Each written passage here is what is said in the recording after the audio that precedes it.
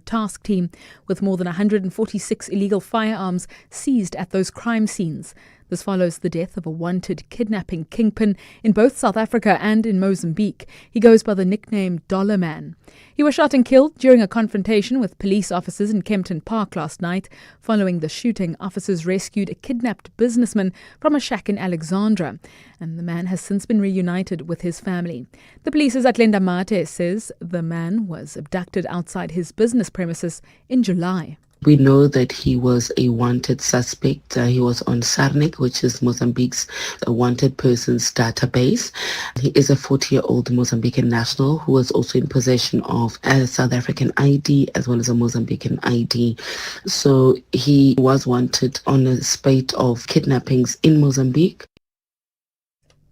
In South Africa, he was linked to at least 5 kidnapping for ransom cases, as well as other cases of housebreaking, carjacking, and the possession of unlicensed firearms. The Human Settlements Department in Johannesburg says it's in the process of demolishing the Madala Hostel, the oldest one in the city. A fire that broke out at the hostel on Tuesday, destroying 4 units and a communal kitchen, will fast-track this process. It's been reported that the affected section won't be repaired. Instead, more of the infrastructure will be torn down. Jabulile Mbata has more. The hostel, situated in the north of Johannesburg, has been hit yet again with another fire. In 2013, a blaze resulted in the roof of one of its top floors being completely gutted. Hostel residents have complained about the city's slow pace to fix that roof. In the recent fire, 7 adults and 2 children were left displaced. There were no fatalities. However, the belongings of people living there were destroyed. MMC for Human Settlements Mlungisi Mabaso explains why the affected section won't be repaired. The engineering report that we obtained when we were doing our conditional assessments in the hostel, it recommended that we demolish this particular hostel, so there is not much really that we will then have to do in terms of repairing. The department has provided alternative accommodation for those affected. Jabulile Mbata, Eyewitness News. To the Western Cape, where Taxi Association Kata has confirmed one of its members in Luandle near Strand has been shot and killed. A High Court interdict is in place until October the 9th to end the recent taxi-related violence in Cape Town. In recent weeks, at least 5 people have been killed in the ongoing feud over routes. The interdict gives the Provincial Mobility Department the go-ahead to implement tougher measures if violence persists. His Kata spokesperson, Nkululeko Sityebi. The member has passed on is a legit member of Kata, a former secretary of Kata Luandle. He was shot this morning and then he passed on. Staying in the province, a Mitchells Plains school has today been disrupted by claims of a gun-wielding person on school premises. The reports have been dismissed as fake news by the Western Cape Education Department, while police have also confirmed that there was no such incident. Officers have, however, been dispatched to Princeton High School, as Kaylin Pretorius reports. EWN was first alerted to the incident via a WhatsApp that claimed a person was on school grounds armed with a gun. The Provincial Education Department says it initiated safety precautions following that alert to protect learners. However, the department's Brona Hammond says they are not sure where it originated. Reports that gang members entered the building or that learners had firearms is totally incorrect. There has been no such incidents. Due to the fake news, however, parents began collecting their children. But teaching and learning has continued. Additional security was arranged for dismissal time. Kaylin Pretorius, Eyewitness News. A group of around 150 people are marching through the streets of Cape Town CBD this afternoon to demand recognition for their rights to land. The group includes members of the Khoi and San communities, along with those in support of their cause. The demonstration is part of a national movement calling for the acknowledgement of the First Nations heritage and its claims.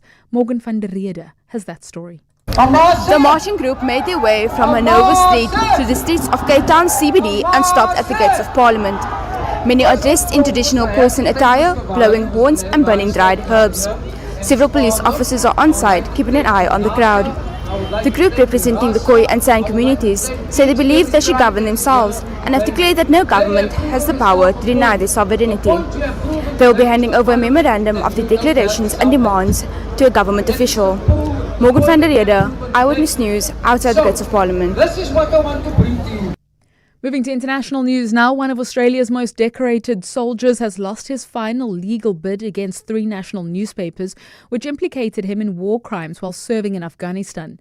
Ben Robert Smith sued the publications for defamation over their reports in 2018, which claimed that he had committed war crimes.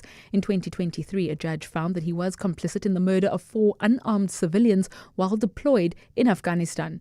He tried to appeal the ruling, which was dismissed by the federal court in May.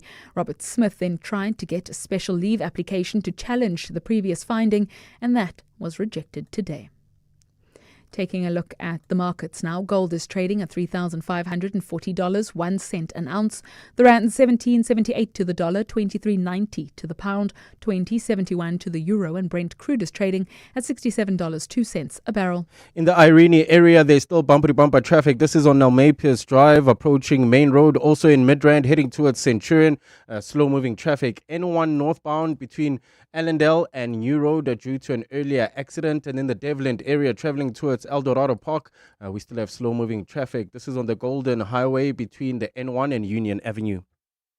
And in your sport, England win the toss and send the Proteas to bat at Lords in the second ODI of the 3-match series. Rassie Rasmus names a 5-3 bench for the Springbok Eden Park test against the All Blacks, and Amanda Anisimova shakes off her Wimbledon final humiliation by knocking out Iga Swiatek of the US Open. Another fine day is forecast for Johannesburg tomorrow with a low of 15 and a high of 26 degrees. The top story this hour, Gauteng police say since July 2021, more than 337 kidnappers have been arrested by the Anti-kidnapping task team. EWN, in touch, in tune and independent.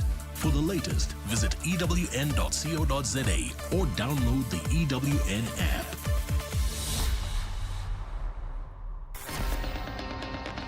You're with John Perlman on 702. Streaming on the Prime Media Plus app, DSTV channel 856, 92.7 and 106 FM.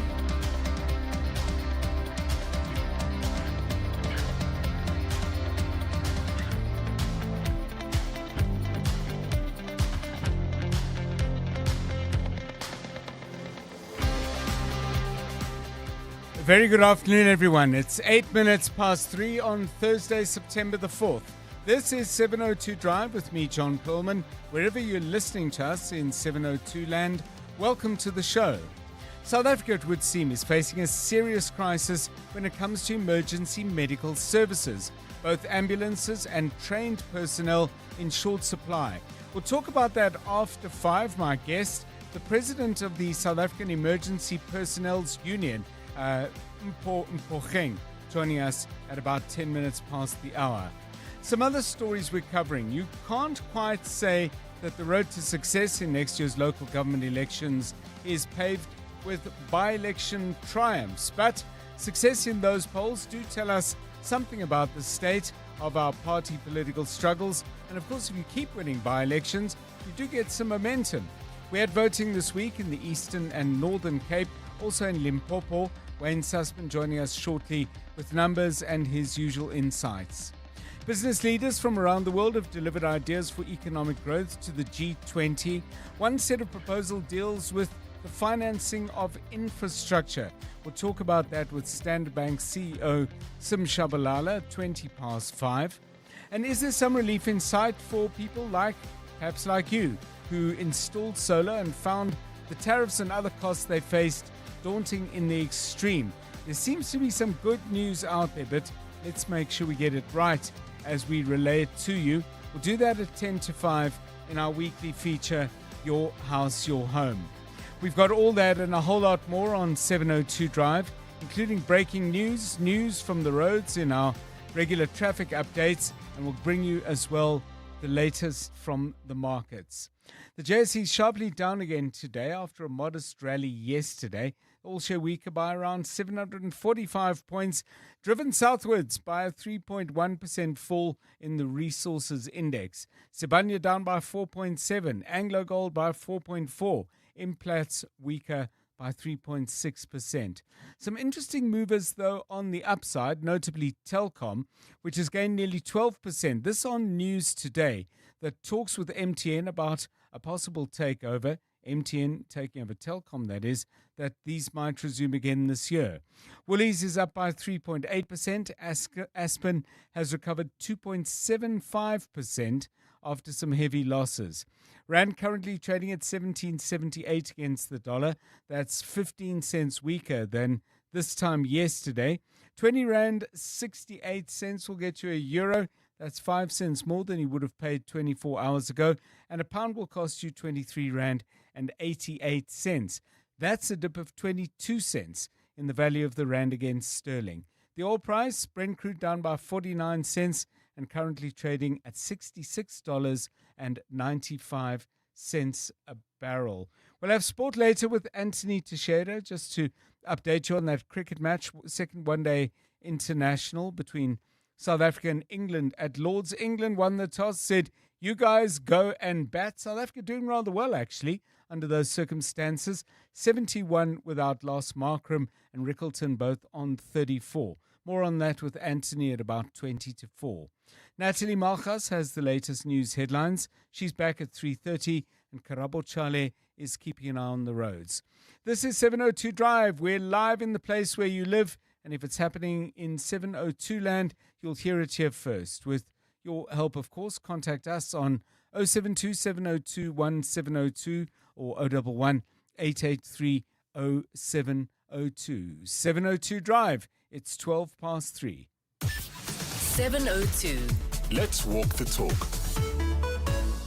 So as always, plenty to talk about, lots to ask questions about, and as always, lots to think about, including some of those thoughts that we hope are prompted by some of the random thoughts that we have as we put the show together. I have no idea why we were talking about this, but we have been talking about school projects. Now, either you want to talk about school projects you had to do, but the question we're really interested in is, if you're a parent or an adult involved in the life of a young person, what have been the most challenging school projects that you found yourself dragged into, drawn into? Now, I'm calling it dragged into, drawn into, but when I put this question to Karabo Chale a little bit earlier, this huge smile came across his face. He said, I love school projects. I mean, short of going back to school yourself, helping out your son, judging by your smile, is something you really enjoy. So what have the projects been, and why have they been so much fun? So I've always loved school projects since I was a kid. Okay. I remember I would just go all out. I didn't get the help from my dad or my parents because they were always busy, but then I still invested in the time and research. So I remember my first exciting one where I was like standing out from the whole class, and mine was like the best.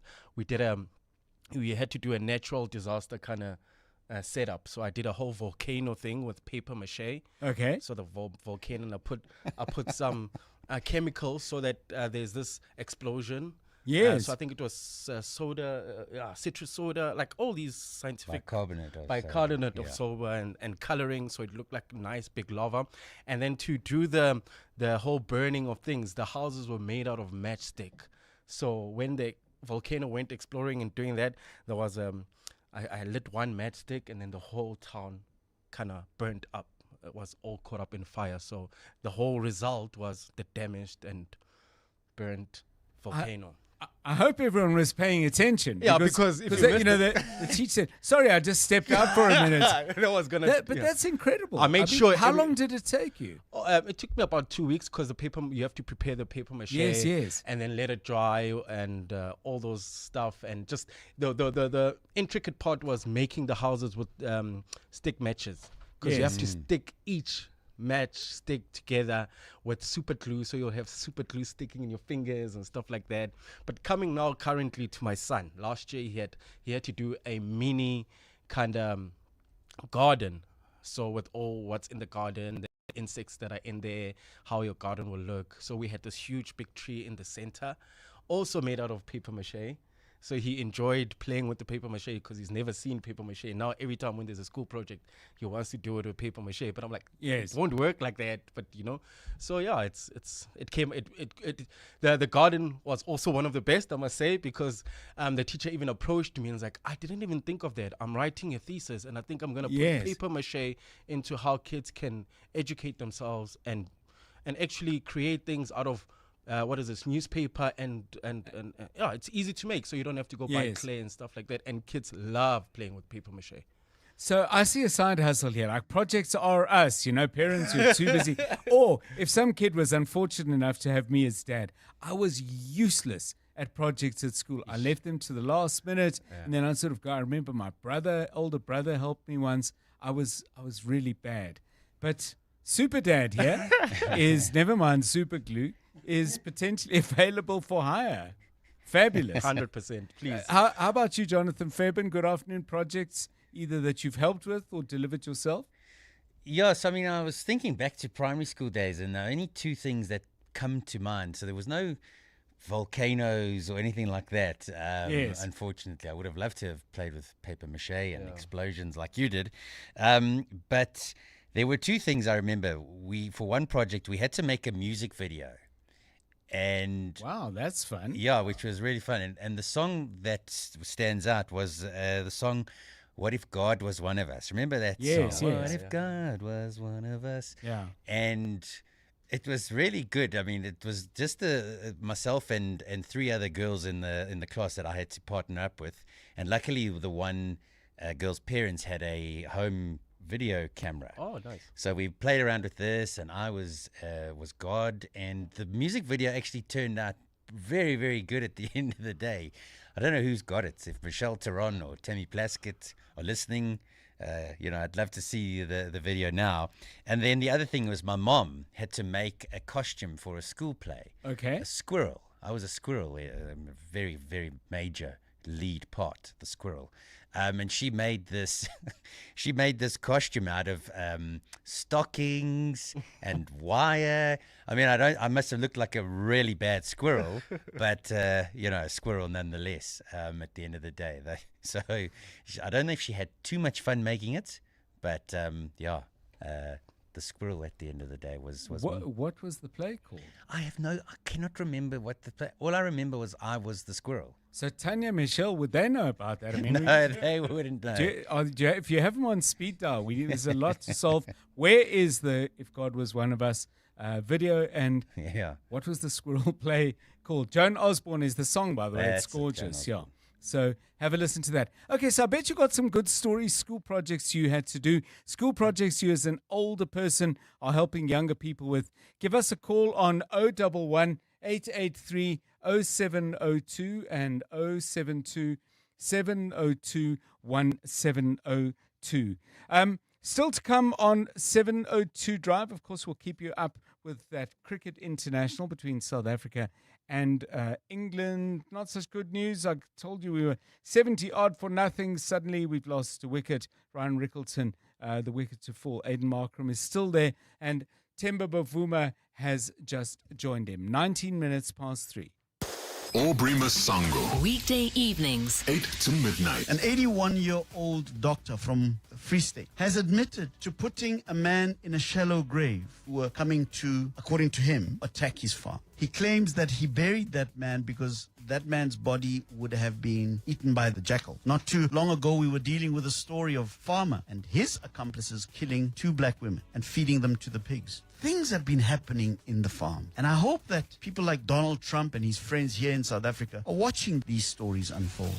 Aubrey Masango. 8 to midnight on 702. 702. Ready to lead the future of business? At Wits Business School, leaders don't just adapt, they define what comes next. Choose from a wide range of postgraduate programs designed to develop your leadership and strategic thinking skills. Whether you're looking to deepen your expertise or broaden your horizons, there's a qualification for you. At Wits Business School, ambition becomes leadership. Visit wbs.ac.za to find the program that's right for you. That's wbs.ac.za. Do you know what's hiding behind the colorful packaging of unhealthy food? Big food companies target children with unhealthy packaged foods that hide high levels of sugar, salt, and fat, which could lead to heart disease, diabetes, and hypertension. But the truth is hidden from consumers. Front-of-package warning labels are a proven solution to help consumers make informed decisions. The government must act now. We have the right to know what's in our food. Demand front of package warning labels. Sign the petition on heala.org, HEALA.org, by the 30th of September. The Checkers Hyper price drop is here.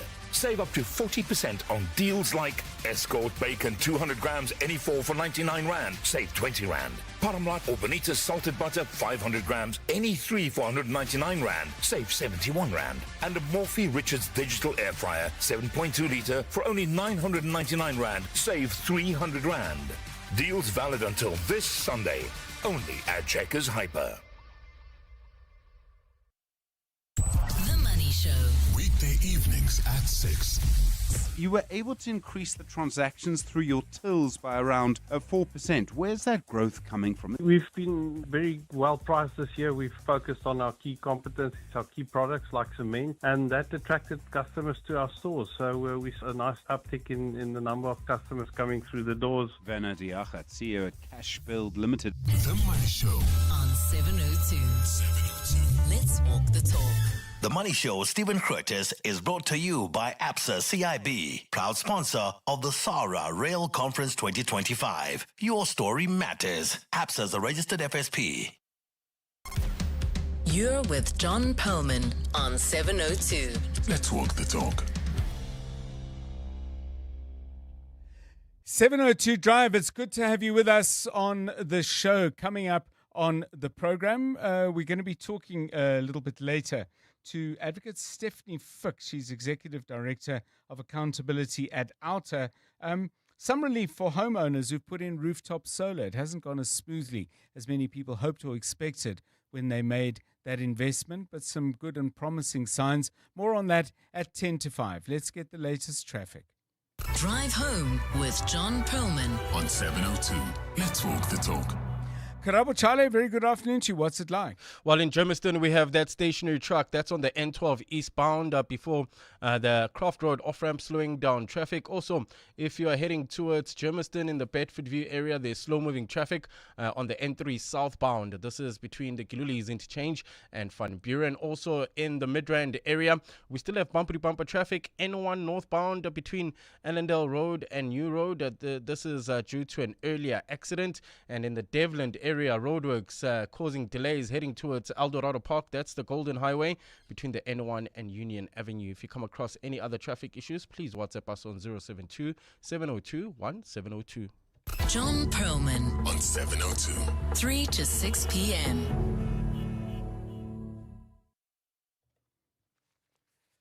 Right, let's focus our attention now on by-elections in different parts of the country. We're joined now by Wayne Sussman, elections analyst, who's got a number of different provinces in his sights. The Northern Cape, where the DA have done rather well, and then Limpopo and the Eastern Cape as well. Both of those rural seats where the ANC has flexed some muscles as well. Wayne, a very good afternoon to you. Let's get ourselves started in the Northern Cape, because the DA has been under quite a lot of pressure from the Patriotic Alliance, taking some knocks in other parts as well. But in the area of Douglas, they'll be very pleased with what they've achieved. What have they achieved? Correct, John. In 2024, the Northern Cape was the province where the DA fared the worst when one compares it to the previous election. So they'll be delighted by this. They were the strong favourites to win here. It was an independent held seat. And obviously their independent passed away, so they couldn't run again. But they'd be happy. They're very stable. It was a comfortable victory. But this is a by-election, John, where the ANC could also be happy because they grew, and the Patriotic Alliance established a foothold in a part of the Northern Cape where they didn't do well. But at the end of the day, I think the DA will look at this and say, look, we can show that we can still win seats in the Northern Cape, and this result might be a harbinger of better things to come in the province. So I'm just looking at both the DA and the ANC grew 56%. The DA from 34, the ANC up from 16 to 33. Is that because the independents? I mean, I was just asking myself, where did those votes come from? Was that because the independent was such a strong and overwhelmingly popular person in that community? Correct. He was a well-known farmer and horse breeder. So that was a factor, but also the ANC were very good at getting their supporters out in an area of Douglas called Bongani. So historically, the DA, John, have been very good at getting their voters out in the town centre of Douglas. But here you saw the ANC actually flip the script. So even though the ANC don't walk away with the ward, as you pointed out, strong growth, but also that ability to generate enthusiasm and turn out your voters, that is going to be key when we have the local government election late next year, early 2027. Let's go to the area of Sekhukhune in Limpopo province. You would expect the ANC to do well here. They certainly did, slightly better than they did before. But any other striking trends here? John, this is an important by-election because there's been a lot of chatter about the breakaway of the South African Communist Party going it alone in the next election. A few weeks ago when you and I spoke, there was a by-election in Polokwane where the SACP went against the ANC and the South African Communist Party, and they got 1% of the vote. Well, here they were testing the waters in the Chrome belt of the Northern Cape, in the Sekhukhune region.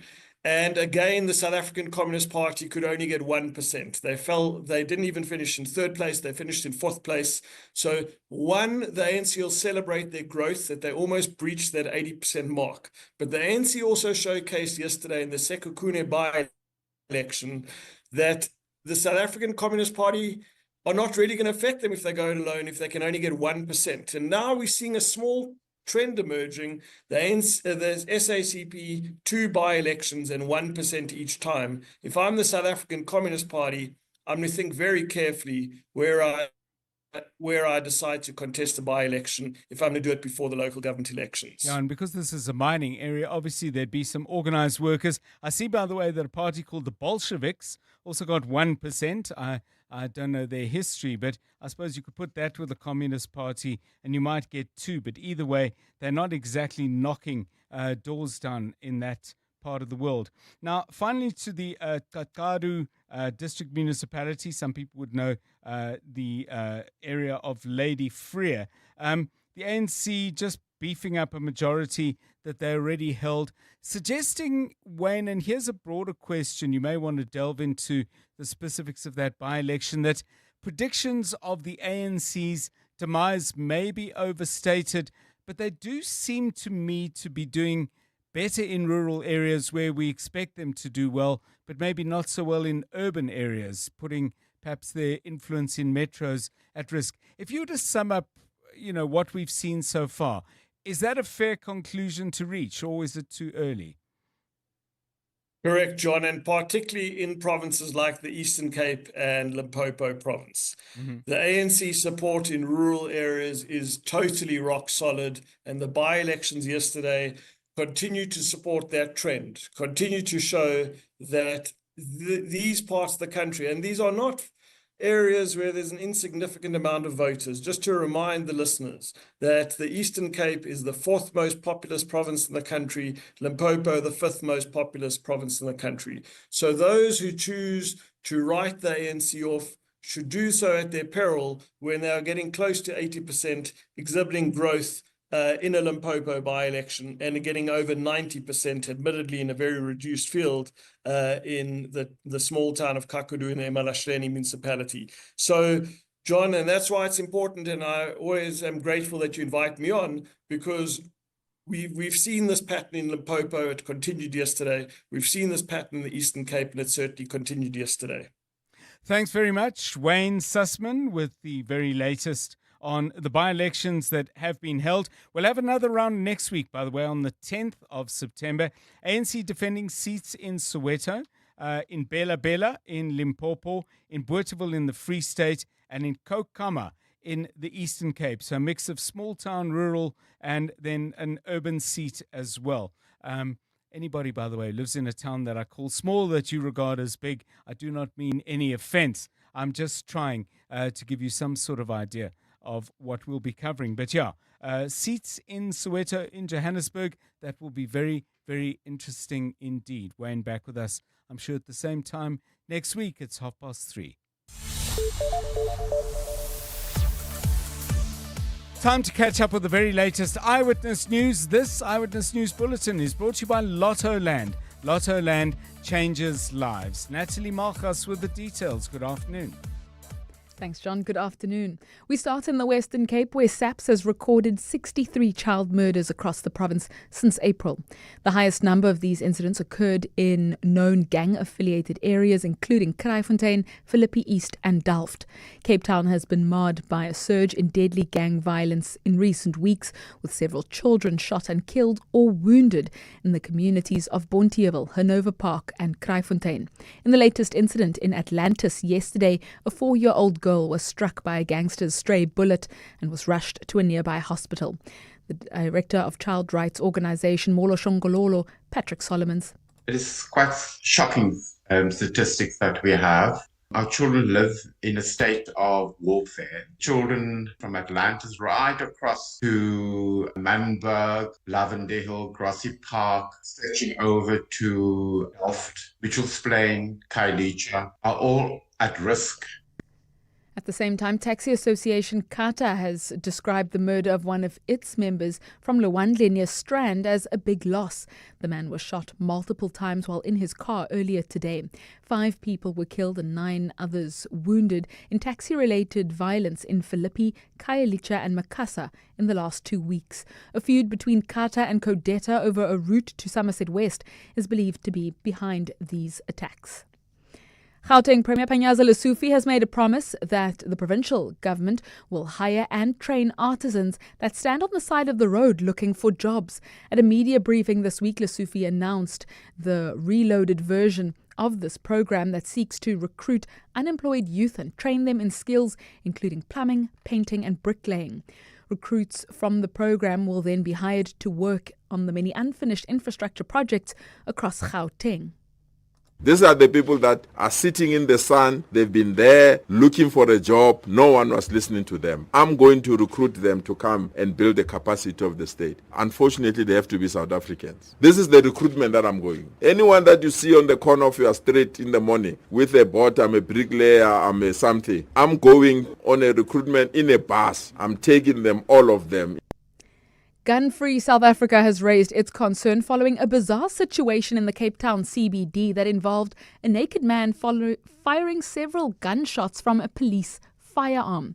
Officers responded to a call of a naked man on the pavement of Kirom Street who refused to cooperate after he was instructed to cover himself. Police say while trying to arrest the man, he managed to grab one of the police officers' guns. In a video clip that's made the rounds on social media, the man can be seen firing at least 3 shots, 2 of them into the ground. The Gun-Free South Africa's Stanley Maposa. The incident in the CBD is deeply concerning, but unfortunately not surprising in a country flooded with guns. What it highlights very starkly is just how dangerous and destabilizing firearms are when they fall into the wrong hands. Another fine day is forecast for Gauteng, with temperatures reaching 31 degrees in Pretoria, 26 in Johannesburg and 30 in Vereniging. While in Devland, we still have those roadworks slowing down traffic heading into the Eldorado Park area. This is on the Golden Highway between the N1 and Union Avenue. While in Midrand, heading towards Centurion, expect some delays. N1 North from Ellendale to New Road, and in Irene, traffic is also sluggish on Nalmepius Drive approaching Main Road. The top story at this hour. SAPS has recorded 63 child murders across the Western Cape since April. The famous Super Lotto draw takes place tonight with a mouth-watering payout of 957 million rand. All you have to do is choose 6 lucky numbers and place your bets on the Super Lotto on lottoland.co.za. Will you be the next big winner on Lottoland? Place your bets now. Lottoland changes lives. No person under the age of 18 years permitted to gamble. Lottoland South Africa is licensed by the Western Cape Gambling and Racing Board. National Responsible Gambling Program toll-free council line 0800 006 008 or WhatsApp help to 076 675 0710. Winners know when to stop.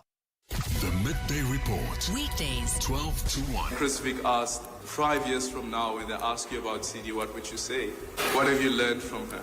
And that is, You bring your whole self into a room. You leave nothing behind. CD had a weight thing. She was a big girl, but she carried it with pride, even though she was continuously attacked and vilified. But that did not make her coward. She remained confident. How beautiful was that tribute from Eldrin Sampier? Oh, and this is just heartbreaking. The Midday Report. With Mandy Wiener. 12 to 1 on 702. 702. In Africa, over 200 million people live with disabilities, yet they remain largely excluded from our workplaces and boardrooms. When we remove barriers and create inclusive opportunities, we unlock potential that drives innovation and growth. Africa Tikkun is proudly hosting the inaugural Valuable 500 Africa Disability Summit, bringing together business leaders, policymakers, and disability advocates to drive systemic change. To find out more, visit www.africatikkun.org/valuable500. Transform your workplace. Transform Africa's future. When I say insurance, you say pineapple. Insurance. Pineapple. Insurance. Pineapple. Insurance. Pineapple. Pineapple FSP 48650 is underwritten by Omart Insure Limited, a licensed non-life insurer and authorized FSP. Light the fire this game day with a winning lineup from Checkers. Like Steakhouse Classic man-sized T-bone for 140 Rand per kilo. Monster Energy Drink 500 mils, any two for 29 Rand. Save 24%. And Fanta, Sprite or Stony soft drink 2 litres, any two for 35 Rand. Save 13%. Light the fire, South Africa, and let Checkers do the rest. Deals valid until this Sunday, only at Checkers. EWN Sport. Right, let's get the very latest from the world of sport. Cricket in London, South Africa versus England. Anthony Teixeira has that story and some others too. Good afternoon. Good afternoon, John. Yes, we will start at Lords, where the South Africans are at the crease after England won the toss and sent them into bat. Aiden Markram is there on 43 alongside Matthew Bretsky, who's just arrived and yet to get off the mark. We saw earlier Ryan Rickleton dismissed for 35, as well as captain Themba Bavuma for 4. South Africa right now 86 for the loss of 2. It does seem that the rain that was all along London has finally stayed away for a bit of the afternoon. In rugby, the Springboks coach Rassie Rasmus has raised a few eyebrows with his team's selection for the first of 2 rugby tests in New Zealand against the All Blacks. Jesse Kriel was named captain despite Siya Kolisi starting at number 8. The other 3 changes see Peter Steph du Toit, Ebenezer and Willie Leroux all returning to the starting lineup. The coach feels that there isn't much to split the 2 best ranked sides in the world. We're both going with a 5-3 split, and what they're bringing off the bench and we're bringing off the bench, I think it's very much similar, and there hasn't been a lot between us. I think scrum times is going to be big for both teams, and I think both teams have been scrumming well. I guess it's the belief at the vital moments, the right decisions and momentum shifting moments. So I can't pinpoint it to 1 or 2 things. I think in all areas of the game is going to be a hell of a competitive. Kickoff at Eden Park is 9:05 Saturday morning. In tennis, Amanda Anisimova put her Wimbledon final a double bogey loss to Iga Swiatek behind her. The American knocked out the world number 2 at the semi-final stage of the US Open. Swiatek downplayed how much that 6-love win impacted the Flushing Meadows meeting. I think everybody knows how Amanda can play. Yeah, she didn't play well on Wimbledon, but it's not like she always gonna do the same mistakes or feel the same, so she can play great tennis. So for me, I was like ready for a tough match, and yeah, she won, so I guess it didn't matter. And MotoGP rider Jack Miller has extended his stay at Yamaha until at least the end of 2026. This move also sees Miguel Oliveira without a ride for next season. Anthony Teixeira, Eyewitness News Sport. EWN Traffic. Okay, let's get you home. Let's get out onto the roads and find out, the best and, if needs be, the worst? Midrand a problem again?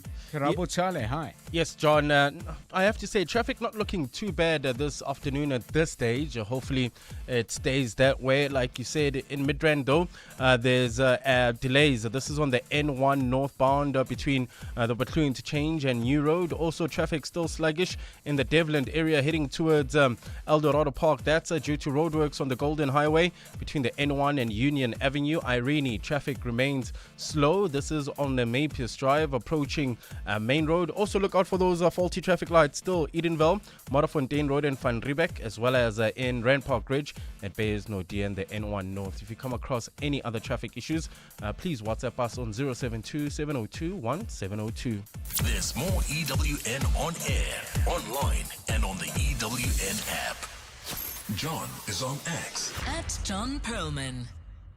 702 Drive. So we've been asking about school projects that you've been helping your children or other young people in your life to deliver. Maybe you've got some memories of projects you loved doing when you were younger, or perhaps projects that you really battled to do. It is an area of school life at which I think it's fair to say, absolutely rubbish. So any young person who looks to me for help might find themselves disappointed. I might give good advice and a lot of encouragement, but not a dab hand with paper mache me. That is very much Karabo Chale's department. Anthony Teixeira, I mean, how was that a part of your school life where you had to make things and design things? Actually, when I say I was rubbish at school projects, there was one I did really well. I'm thinking now this would have been standard 6, so that would have been 1972. South Africa didn't have TV, so we had to put together like 30 minutes of the very first TV broadcast in South Africa. So I enjoyed that, and I was pretty good at that, and the team that I was kind of producing the goods for, we won, so that was good. That wasn't bad. Look at for you the now. rest, and look at me now. Yeah. Not doing anything with paper mache and not on TV, but close. But how about you? I mean, if a young person came to you and said, Uncle Anthony, give us a hand? I would help. It wouldn't turn out great, but I would definitely help. Okay. A lot of my school projects when I was in primary school, I thankfully had my mom and my aunt who would help. Yes. And they used to absolutely love like shading everything. I can remember this quite clearly, that we would just take a pencil and, shade, sort of get the little scrapings, and then you rub your finger or you rub a tissue and you shade the background. I remember lots of shading was done. But the first project I ever did was creating a glossary for a book called Artemis Fowl. So this must have been like grade 7, grade 8-ish. And it was a glossary of the book itself. So what is the most important thing for A? What's the most important letter for B? And I remember putting this project together, and it was the first one I'd ever done alone in a flip file. And it took me absolute ages. And when I got it back, I'd only gotten like 82%. And I was like, what? All of this hard work only for 82. And then needless to say, after then, I just stopped trying as hard in design. Yeah. Okay. Well, that's fair enough. And while you've been talking, Aidan Markram has gone out. I do not hold you responsible. South Africa, 93 for 3. Anthony back with all the sports. Again, a little later in the show, roughly an hour's time. But we'd like to hear your stories of school projects. And I'm just wondering, I mean, do you find in general that the younger people in your life come home asking for help on stuff and you say, what is this all about? It wasn't in the curriculum when I was at school. So your stories, please, on that. 011 883 0702 and 072 702 1702. It's 16 minutes to 4. John is on X. At John Perlman. Something else I'm keen to get your opinion on. I was actually in a store, supermarket. I think it might have been, I can't remember which one it was. Doesn't really matter. And I was in a rush. And to be honest, it's not a good thing to say, but I often am in a rush, particularly during the week. And the person being served in front of me was chatting away to the cashier. And the cashier was being very nice back. Could tell it was somebody who was a regular, got the sense that they came in quite often. And I was trying to say to myself, it is a supermarket, but it's also part of the neighborhood where I live.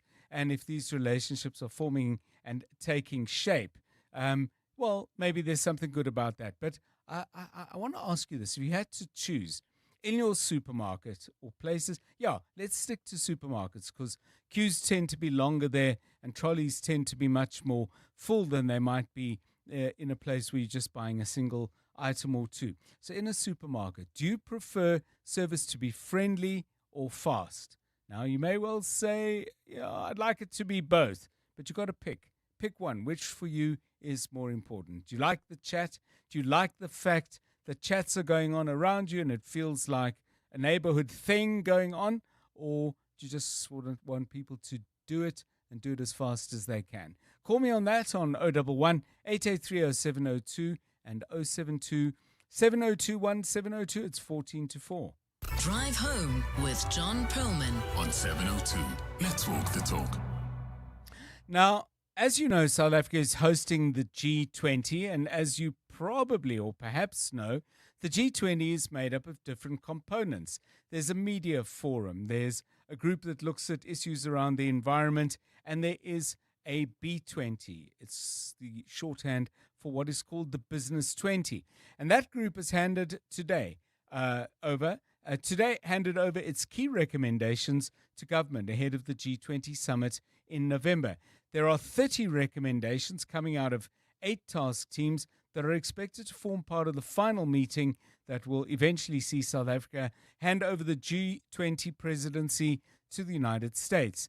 Now, for this B20 handover, 702 business correspondent Mutea Khwaripe was there, and he joins us now to give us some detail about this event, which took place at the Maslow Hotel in Sandton. The documents handed over bring together insights from over 1,000 business leaders on solutions to address key global priorities, proposals aimed at reducing unemployment, boosting economic growth through trade, gender inclusivity, strengthening financial infrastructure, and prioritizing food security. Let's hear from him now. Mutea, a very good afternoon to you. Of the many recommendations that will have been handed over, I don't know how much of it was discussed in the forum at the handover, but what are you hearing has been the most interesting and exciting? Good afternoon to you. Good afternoon, John. Certainly a lot to go through as you explain the different forums and frameworks that have been meeting over the past few months to come up with these recommendations that hopefully would sit at the table when the G20 meets in November. In terms of the B20, they're under the guidance of the Sherpa Kaz Kuvadia. Leaders of industry divided themselves into working groups that would work on recommendations highlighting Africa's main messages ahead of the G20. The key messaging there is around making sure that there's enough finance on the continent, especially coming from the public and private spaces, so blended financing to make sure projects on the continent work, things like the ports, the roads, and our digital infrastructure to boost the local economies here on the continent. The B20 task teams focus on themes like employment and education, trade and investment, finance and infrastructure, as well as industrial and digital transformation, amongst others. There's also a key focus to make sure that this G20 presidency that South Africa has now does not only benefit South Africa, but the rest of the continent. So as the B20 moves into the next phase ahead of the November summit, the handover highlights the private sector's ability to offer practical business-led solutions coming out from the continent, John.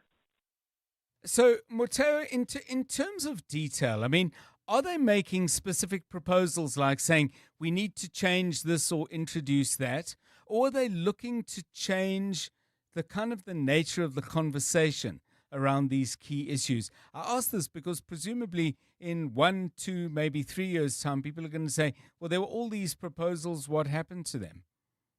Yeah, it's a kind of two-pronged, John, because I was reading the recommendations that have come out from Brazil when President Lula was getting the recommendations when they were hosting the G20, and I was kind of seeing some similarities into this year's recommendations as well that were delivered today. The fact that women should make part of different economies, especially in emerging economies where there's still a lot of industrialization that needs to happen, a lot of job opportunities that still need to happen, but also opportunities for women to be participants in the economy. One key framework that came through today from the B20 is the fact that the continent still faces a funding gap of around $100 billion each year. This then stunts the growth of a lot of economies and doesn't make sure that we have enough great infrastructure to trade even amongst ourselves as African countries. So the main contributions today were around blended finance, making sure that there is money in the first place for all these imagined projects, but also to make sure that the projects remain sustainable, especially when you talk about things like employment and education, making sure that the youth that we see as a commodity on the continent have the right skills. The world is moving on into a digital world. Is Africa moving with it? There's still that digital gap that the continent still faces. So those are the key frameworks that were put together by the B20, and they really say, as a forum that's been put together, the B20, they're looking to get as many of their recommendations on the table when the G20 meets in November. And just finally, I mean, I don't know what the structures of the G20 are, but, you know, South Africa very much putting Africa front and center and the developing world in general in the conversation. And then, of course, the US takes over, and after that, another country will assume the presidency. Was anything said about how these things get pulled along as a thread, or does each year of G20 to some degree produce its own priorities?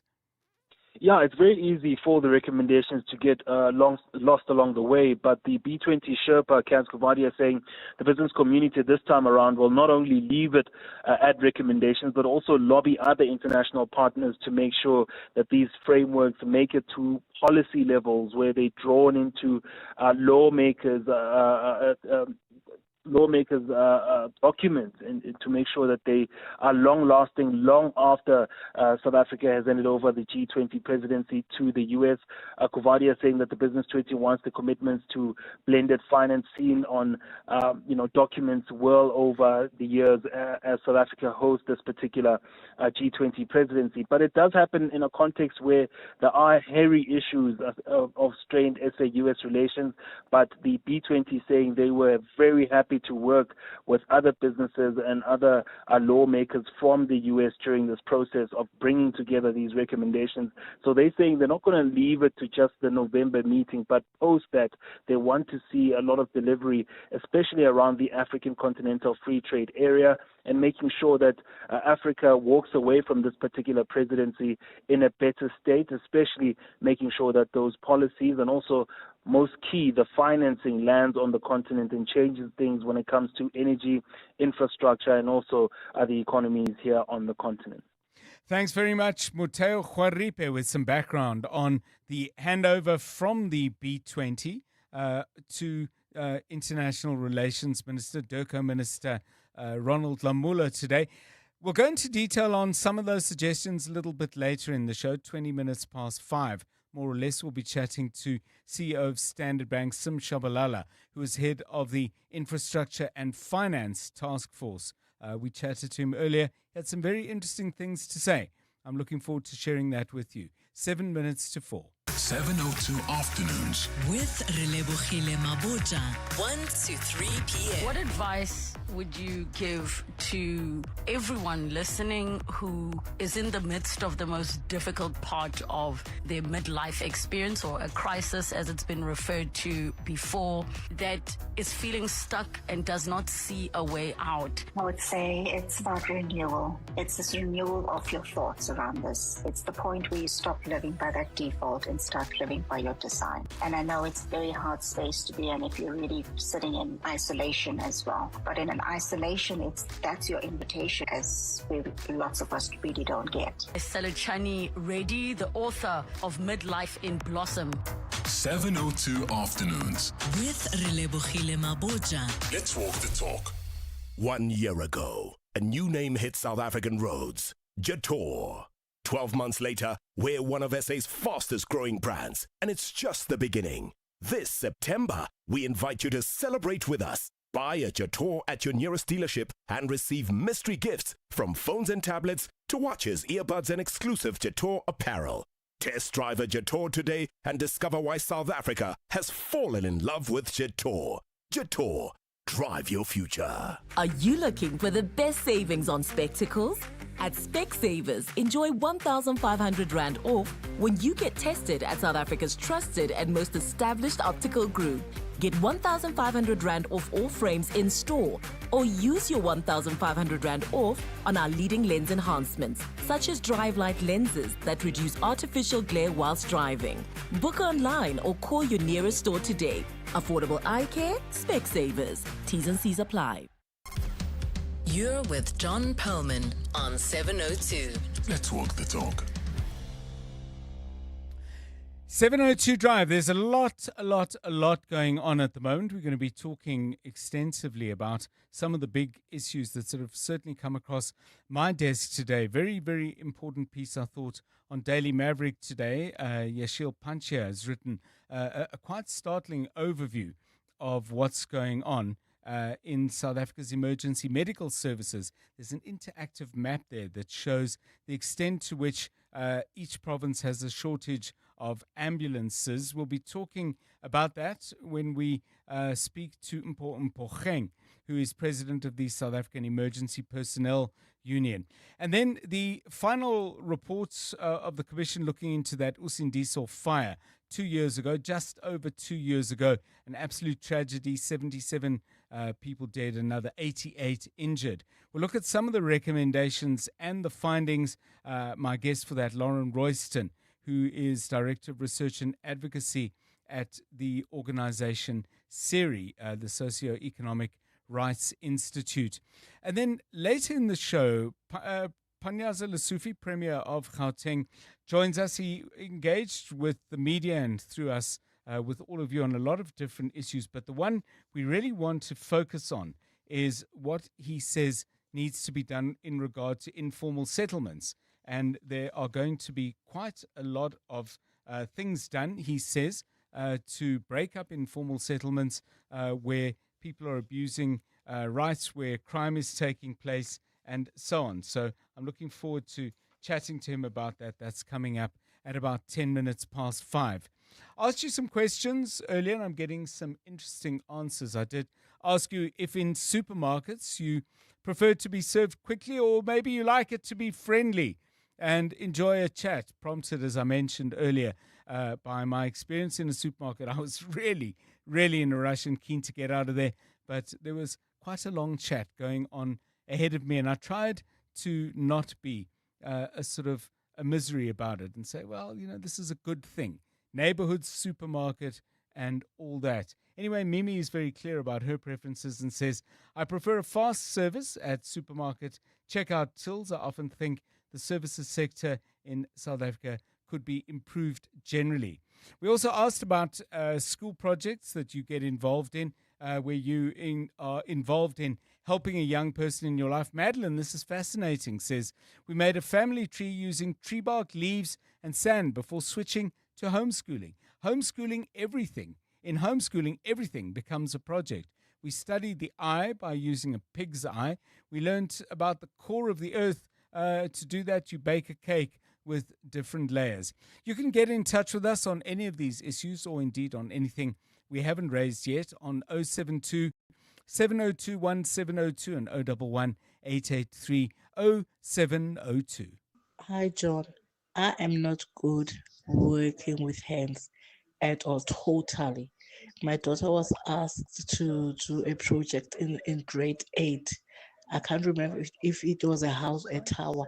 I had to pay someone 120 for them to do it for me because I didn't understand what they were looking for, even if the instructions were there, but I couldn't. I suck doing woodwork or anything.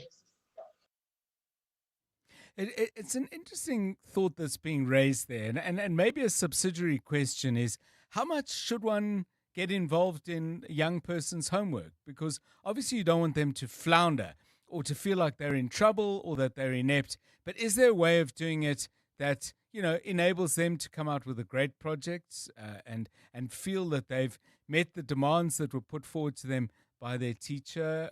But at the same time, maybe it's better for them to get a C+ under their own steam than to get an A if you end up doing above a certain percentage of the work. So give us your thoughts on that as well, because I think these are conversations that I'm sure exercise people all the time as we try and figure out the best way, to get the best out of our young people, but also just to make sure that they learn as much as possible. It's 4 o'clock.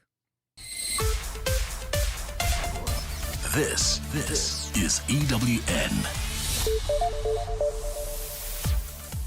Police bust a kidnapping kingpin in Gauteng, and the Western Cape government blames its crime problem on the national government.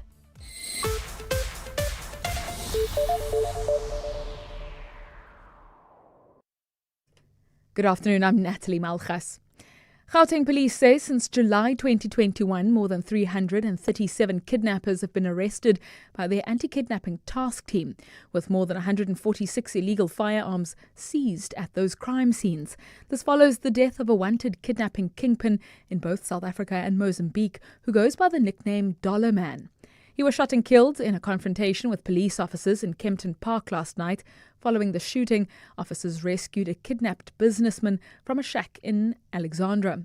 The police's Atlenda Mate says the man was abducted outside his business premises in July.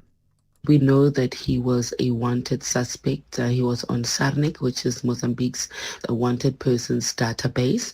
He is a 40-year-old Mozambican national who was also in possession of a South African ID as well as a Mozambican ID. So he was wanted on a spate of kidnappings in Mozambique. In South Africa, he was linked to at least 5 kidnapping for ransom cases, as well as other cases of housebreaking, carjacking, and the possession of unlicensed firearms. Police in Brakpan are keeping a close eye on the situation at the Plastic City Informal settlement after a shootout between illegal miners. Law enforcement officials were sent to the area earlier today. Some residents fled their homes after the incident, as Jabulile Mbata reports. Earlier today, residents of Plastic City in Brakpan were woken up by a series of gunshots. Police were alerted and rushed to the scene. They've confirmed no fatalities occurred as a result of the shooting. It is believed those responsible are illegal miners who are fighting amongst each other. Police say the illegal miners emerged from a nearby dump site and also torched some shacks. Jabulile Mbata, Eyewitness News. City Power has suspended all prepaid meter conversions scheduled between August the 27th and the 1st of November. This is so the utility company can investigate financial and operational concerns raised about the process and ensure that it's all handled correctly and fairly. The prepaid electricity metering was introduced back in 2010 for Joburg customers. However, City Power says recent reviews have raised concerns that need to be addressed before further conversions can be done. Here's City Power spokesperson Isaac Mangena. These concerns include customers who have converted to prepaid from postpaid meters but are no longer purchasing electricity, meaning that there are non-vending discrepancies in some accounts not being accurately reflected on City Power systems after conversions, and also the impact of prepaid tariff structures, which until July 2024 excluded fixed service and network charges. We move to the Western Cape, where the provincial administration today blamed the national government for failing to intervene in curbing ongoing shootings and gang violence in the province. Members of the Western Cape Provincial Parliament are debating the subject in the provincial legislature today. A statistic presented in the legislature shows more than 30 people were murdered in the Cape just last month. Carlo Peterson has more. DA Western Cape Chief Whip Gillian Bosman addressed members of the provincial legislature today, questioning why the state has not intervened to curb shootings and gang violence in the province. Bosman criticised the SAPS and the Parole Board for their failure to protect citizens, while also pressing national government to strengthen detective services and policing resources in the province. The South African Police Service and the Parole Board are failing in their mandates. The one cannot prevent crime without sufficient officers and sufficient resources. The other cannot claim to protect society when it releases high-risk offenders into communities already so under siege. ANC MPL Benson Quinsu says the Western Cape government's failure to develop communities and the deliberate destabilisation of police intelligence are to blame for the ongoing shootings. Carlo Peterson, Eyewitness News. Meanwhile, order has been restored to Vista High School in the Boerkaap in Cape Town after pupils disrupted class due to the high teacher turnover rate. Western Cape Education says about 40 learners refused to enter the school premises yesterday morning. The department has been meeting with pupils to address their behaviour and an academic improvement plan. Here's the department's Brona Hammond. An academic improvement plan has been developed to improve learner outcomes. Now, this includes teacher development programs, telematics program, the Back on Track program, and after-school weekend and holiday tutoring programs. In news making international headlines now, Nepal is blocking access to more than 24 social media platforms, including X and Facebook. Officials say these companies fail to comply with regulations that require them to register with the government. TikTok, Viber and 3 other social media platforms will be allowed to operate in the country because they have registered. Nepal has restricted access to popular online platforms in the past. Just last year, it lifted a 9-month ban on TikTok after the platform's South Asia division agreed to comply with its regulations. Moving to the markets now, gold is trading at $3,558.34 an ounce. The rand's 17.75 to the dollar, 23.87 to the pound, 20.69 to the euro, and Brent crude is trading at $66.73 a barrel. In Bryanston, expect about a 20-minute delay on Grosvenor Road. This is between Bryanston Drive and Leslie, while in Protea Glen, we still have bumper-to-bumper traffic on the N12 westbound between the R554 Abu Bakr Drive and the R558. And in Irene, Pretoria, traffic sluggish on Nalmepius Drive approaching Main Road. And in your sport, the Proteas passed the 100-run mark, but England have dismissed the South Africans' top order in the second ODI. Bafana camp positive ahead of Lesotho World Cup qualifier, and Liverpool parade accused pleads not guilty. A partly cloudy day is forecast for Pretoria tomorrow with a low of 17 and a high of 30 degrees. Johannesburg, a low of 14 and a high of 30. And a partly cloudy day forecast for Vereeniging at 28 minimum and a max of 8 minimum and a max of 28 degrees. The top story this hour. Gauteng police say since July 2021, more than 337 kidnappers have been arrested by the Anti-Kidnapping Task Team. EWN, in touch, in tune, and independent. For the latest, visit ewn.co.za or download the EWN app. 702. Drive home with John Perlman. John Perlman, 3 to 6 p.m. On 92.7 and 106 FM. Let's walk the talk. 702 Drive, it's good to have you with us on the show. Thursday, we are very, very close to the weekend. Hope you've had a good week so far. September's a funny old month. I find that as the weather gets warmer, I have a little bit more of a snap in my stride and I feel more positive, but there is still lots and lots and lots of work to get done. Anyway, first week of September, I hope it's gone well for you. Coming up on the show, I'd love to hear, by the way, from people who work as paramedics, because the first story we're going to be doing shortly is to look at what appears to be a really, really serious crisis in our emergency medical services. On the one hand, we have a shortage of ambulances, and when I give you the numbers, I think you'll see exactly what I mean by shortage. There's a shortage of paramedics as well. But if you're a paramedic or someone doing emergency work within the state system, whatever it might be, do give us a call and tell us what you're up against. We are, by the way, short of paramedics. I don't know if it's a training issue or whether it's that there are people out there who can do the work, but there aren't jobs. We'll find out shortly when we talk to Mpho, who is president of the South African Emergency Personnel Union. That's coming up at about 10 minutes, a little bit more, 11 minutes, 12 minutes past 4.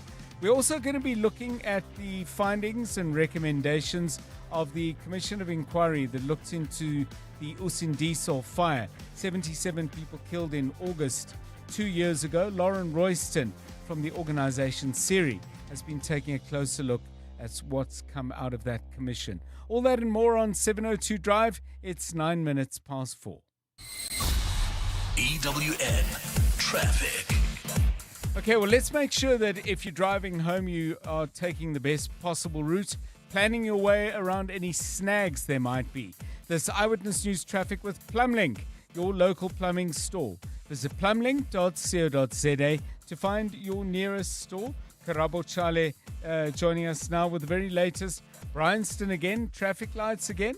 Well, I'm not sure what's happening there in Bryanston. You can expect about a 20-minute delay. This is on Grosvenor Road between Bryanston Drive and Leslie. So if you're on that route, please inform me. You can WhatsApp us on 072-702-1702. What's going on? What's causing that delay at this time of the hour?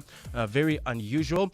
In Midrand, we also have slow-moving traffic. This is on the N1 northbound between the Between Interchange and New Road. Alexandra traveling towards Bedford View, there's traffic pressure. N3 southbound between the Between Interchange and Morafontein Road. Protea Glen, we still have bumper traffic on the N12 westbound from the R554 Abubakar Drive all the way to the R558. Also in the Devland area, roadwork still causing delays. This is on the Golden Highway between the N1 and Union Avenue. And in Irene, Pretoria, traffic sluggish on Nalmepius Drive approaching Main Road. If you come across any other traffic issues, you can also SMS us on 31702. EWN, in touch, in tune, and independent. For the latest, visit ewn.co.za or download the EWN app. If it's plumbing, you'll find it at Plumlink, South Africa's largest plumbing retailer. From pipes, fittings, geysers, and baths to basins, taps, tools, and accessories, we've got it all. With more than 10,000 quality products at the right price and over 150 stores nationwide, there's always a Plumlink near you, ready to help with expert advice and unbeatable value. Find your nearest branch today at plumlink.coza. Plumlink, your local plumbing store. You're with John Perlman on 702. Let's walk the talk. So, how much of a crisis are we facing in terms of South Africa's emergency medical services? If you go to Daily Maverick and read Yashil Panchia's piece, it would suggest the problem runs deep. The volume of ambulances that we need to actually get the job done properly when people find themselves in those kinds of dire straits is very, very substantial. We seem to have a deficit of, around 715 ambulances. So let's get a perspective of what it's like being in the field and trying to do the work without the tools. Mpo Mpocheng is president of the South African Emergency Personnel Union and joins us now. Mpo, welcome and thanks very much for giving us your time on 702 Drive. Before we talk about the ambulances, a shortfall of personnel. What is that due to? Is it that not enough training is being done or not enough posts are being funded? Let me start by saying thank you for having me. The issue of shortage of ambulance is a clear indication that our government is failing. Our government is led by failures. Let me start by saying that. I'm saying that because the short courses that are actually affording us to provide food on the table, they are cancelled by the very same government.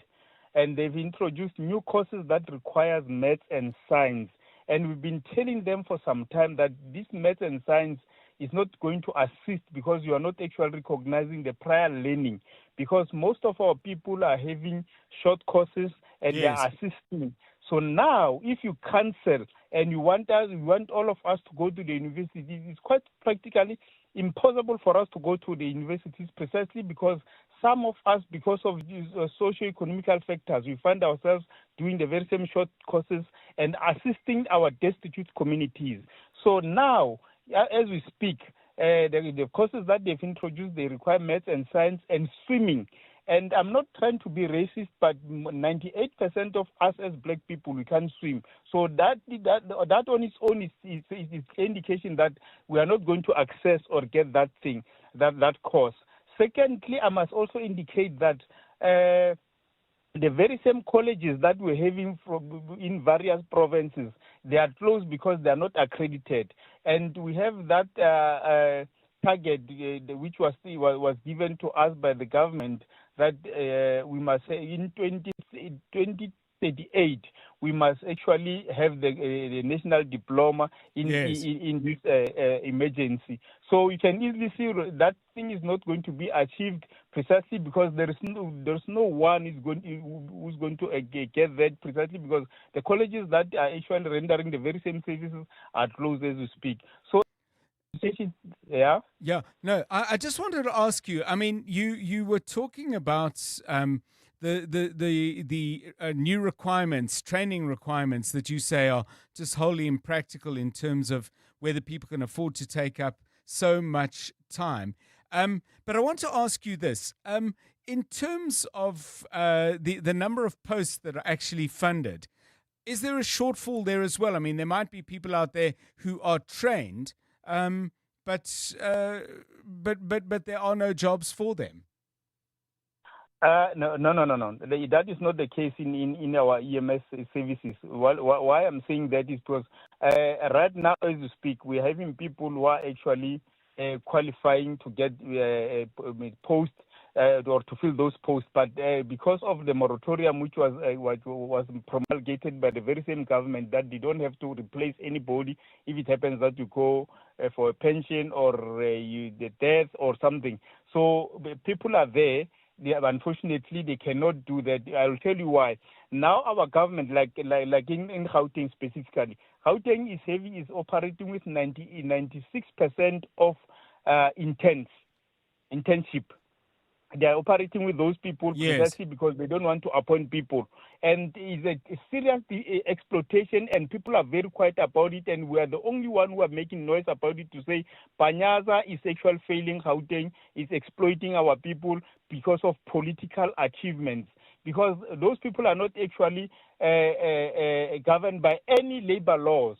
Precisely because if you check, they are not qualifying for overtime, they are working extra hours, they are exploited, some in various areas. For instance, in Sidibeng, some of them, they are not actually allowed to drive. While they have driver's license, they qualify, they can do that. Some of them, they are working night shift in Midrand and so forth. So it's a serious exploitation, and Panyaza is doing that just to achieve political gains. Because of that, and people are very quiet about it, and people are qualifying. But one thing for sure that I must indicate in Northwest, recently I've realized that people in Northwest, all the provinces are actually advertising the internship. And in Northwest, they advertise 60, only 21 they've qualified. Why? The reason why is because the Health Professional Council, that is the professional SACs, they are stealing from the poor. What they are doing is that people are no longer able to pay because they are using SASA grants to pay Health Professional Council to maintain the lifestyle of the professors who are sitting in the boards of Health Professional Council. Yes. So why I'm saying that is because people, they can't qualify and pay. They don't qualify because they don't pay a professional council, and it is a strategic move for government to do away with the short courses and EMS, because EMS is aging. It's quite difficult for one to get a person who's less than 30 years in the system, precisely because there is no one who's going to be appointed. There's no short course, there's no colleges that is rendering their service. So and our people are going to struggle in the near future. Mpogeng, president of the South African Emergency Personnel Union. Ian sends us this. Government is not opening posts. Short vocational training courses are gone. The salaries are poor, so everyone is leaving. I must also, by the way, correct the number I gave on the ambulance shortfall that Yashil Panchia has put into the story that he wrote. And he based this, by the way, on National Department of Health figures on what the norm should be. One ambulance per 10,000 people. Based on that, the public health sector, Yashil writes, requires 2,221 more ambulances. It's a huge problem. Do you work in this sector? Give us a call, drop us a note, a voice note if you like, on 072 702 1702. But I'd be interested to chat as well if you want to call us, 011 883 0702. This is 702 Drive. Drive home with John Perlman on 702. Let's walk the talk. Let's focus our attention then on something else now. The Usindiso building fire just over 2 years ago, 77 people killed, 88 others injured, and all sorts of consequences. This prompting a commission of inquiry led by Justice Sisi Khampepe. The final report on that was handed over to the Premier. The Premier released details yesterday, and it's time to try and look at what they found, but crucially, what some of the recommendations are. My next guest is Lauren Royston. She's Director of Research and Advocacy at the Socioeconomic Rights Institute of South Africa and joins us now. Ms. Royston, welcome, and thanks very much for giving us your time. I would assume the findings look at a set both of specific failures, perhaps in regard to that building, but presumably there must have been conclusions drawn about the overall way in which the city of Johannesburg and perhaps even the province is dealing with the shortage of housing in the way it's being responded to in the city of Joburg. What were the key findings in your view? Indeed. Thanks very much, John, and good afternoon to you and your listeners. There were, part one concerned itself with a specific building, the Isundiso building where the fire occurred. Part two, which is the findings that were released yesterday, had a much broader look at the issues in the inner city as a whole. And what the report does is highlight key lessons and make several recommendations. One very important one is that it finds that the widespread assumption of large-scale hijacking of inner city buildings is largely misplaced. So this idea that there are criminal syndicates across the occupations in the inner city has been debunked in this report. Only 5.74% of properties that were inspected, and I'll have a word about that in a moment, show that there are rent collection by non-owners.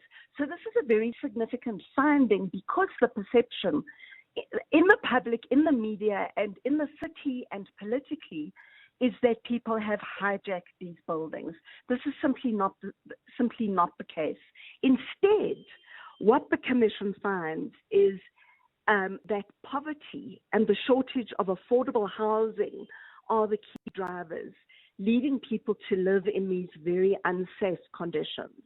So I mean, if you build on what you've just said, I would have thought it is, and the statistics are obviously crucial, that it's not as widespread. But does that environment not create an opportunity where criminality becomes a confounding factor in any kind of solutions, and that scale may increase? Or do you think it's plateaued where the number is right now? I think the need for affordable housing has not plateaued. No, I meant the number of syndicates involved. Yes, so the 5.7% of buildings. Look, John, I think it could increase, but it might not.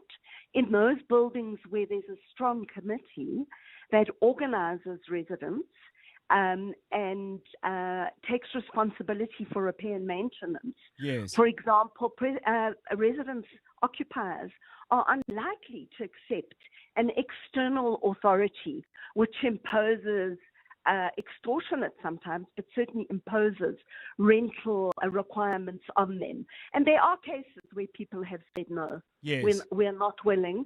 However, where there is criminal activity, we support the South African police services taking action because it's the people living in these buildings who are living in this criminal environment where it exists.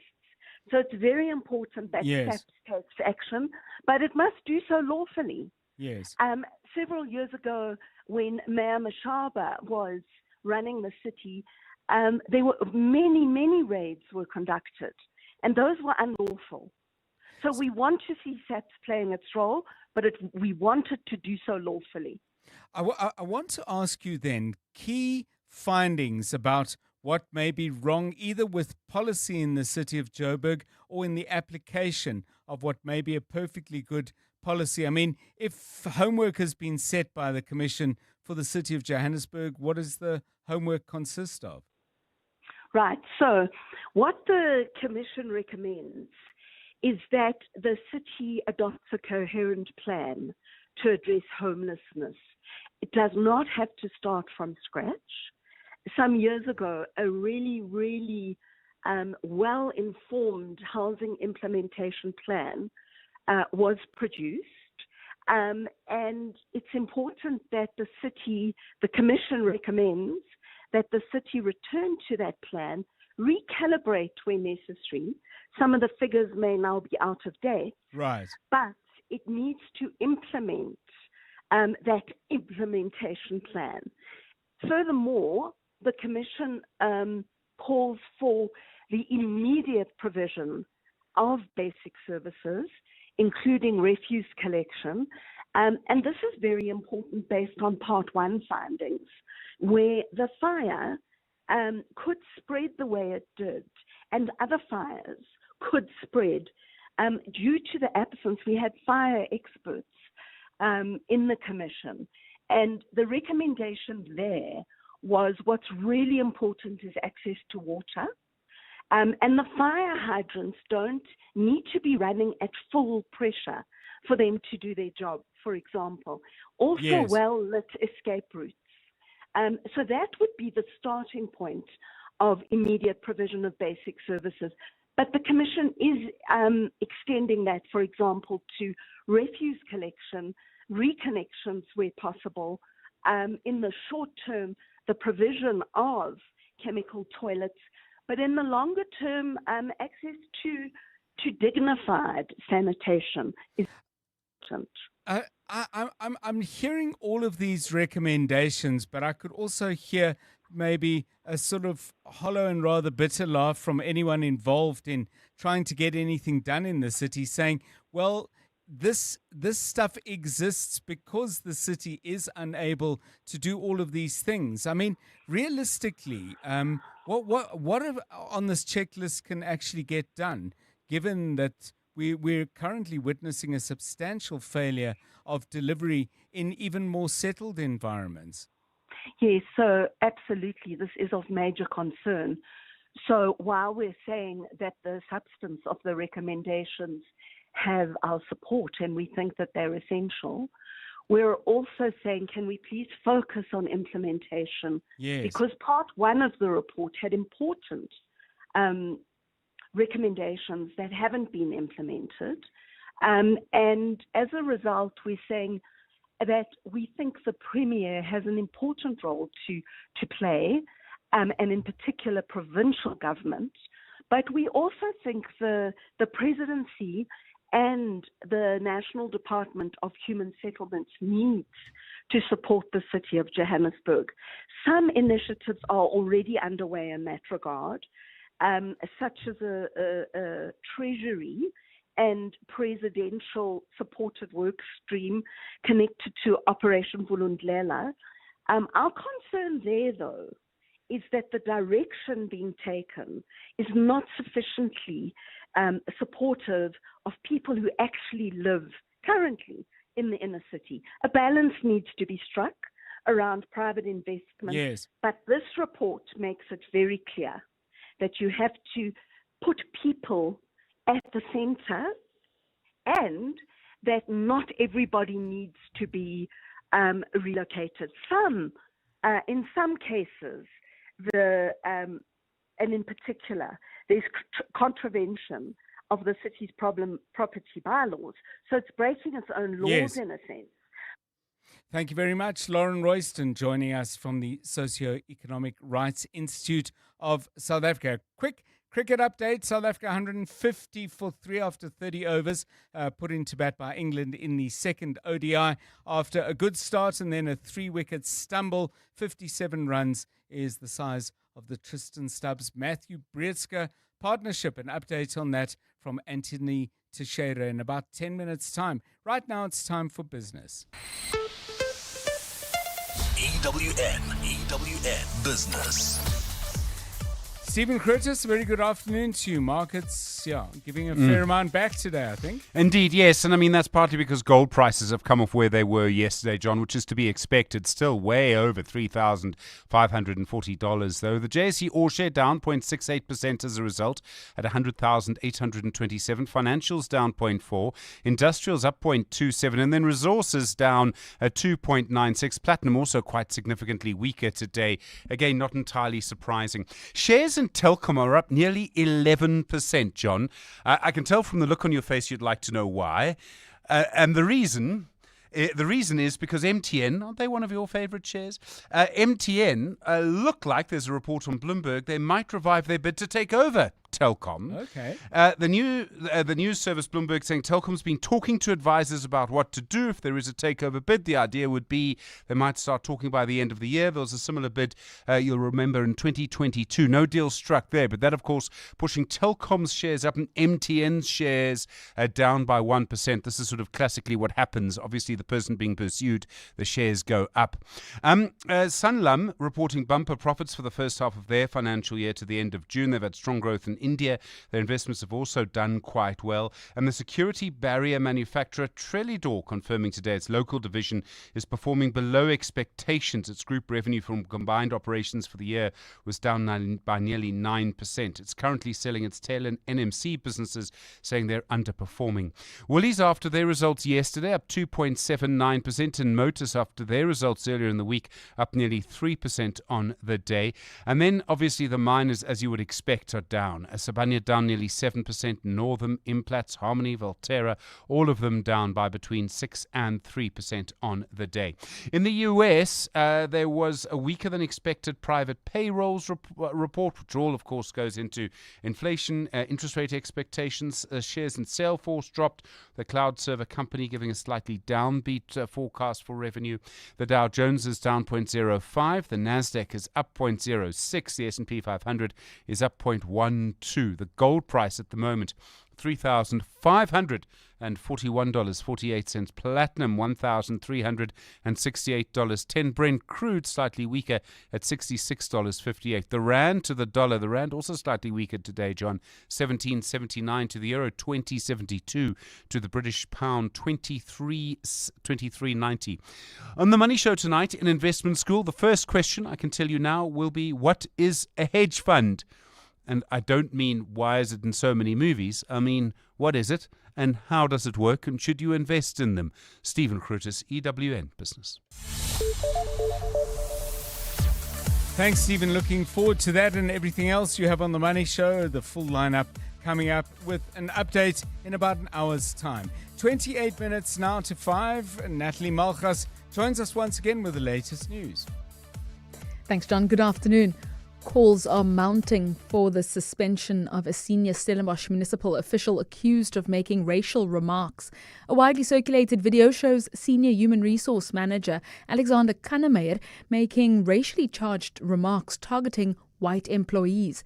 In the video, Kannemeyer openly admits to pushing illegal hiring practices to especially exclude white men.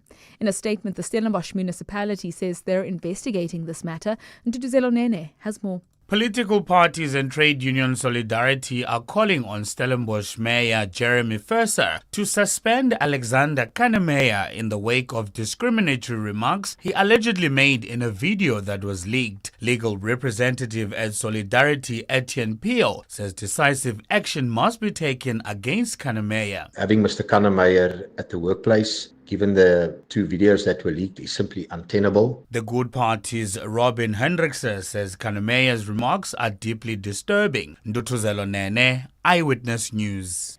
As a 4-year-old girl from Atlantis in the Western Cape recovers from being caught in the crossfire of gang violence, police have revealed there have been at least 63 child murders across the province since April. Most of the killings were in gang-ravaged neighbourhoods, including Kraaifontein, Philippi East and Delft.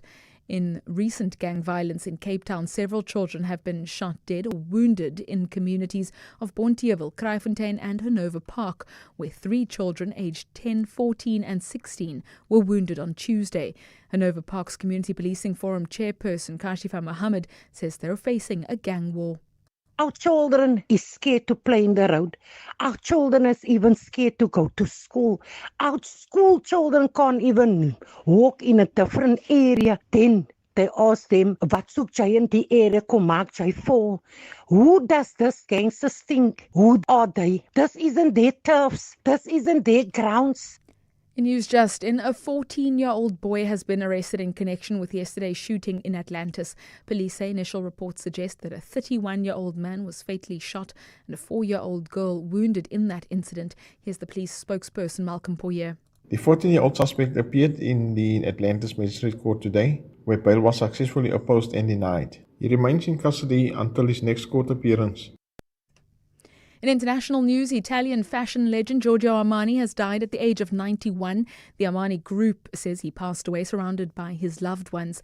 It's describing him as the creator, founder and tireless driving force behind the global fashion empire. Armani was widely celebrated for his timeless designs and lasting influence on the fashion industry. A quick look at tomorrow's weather. There's maximum of 30 degrees in both Pretoria and Johannesburg with partly cloudy conditions forecast, and a partly cloudy day for Vereniging with a high of 28 degrees. Bryanston also expect about a 20-minute delay on Grosvenor Road between Bryanston Drive and Leslie, while in Midrand traffic remains sluggish. N1 northbound between the Batlu Interchange and New Road, and if you are travelling through Alex heading towards Germiston, traffic pressure N3 southbound between the Batlu Interchange and Van Buren. The top story this hour: calls are mounting for the suspension of a senior Stellenbosch municipal official accused of making racial remarks.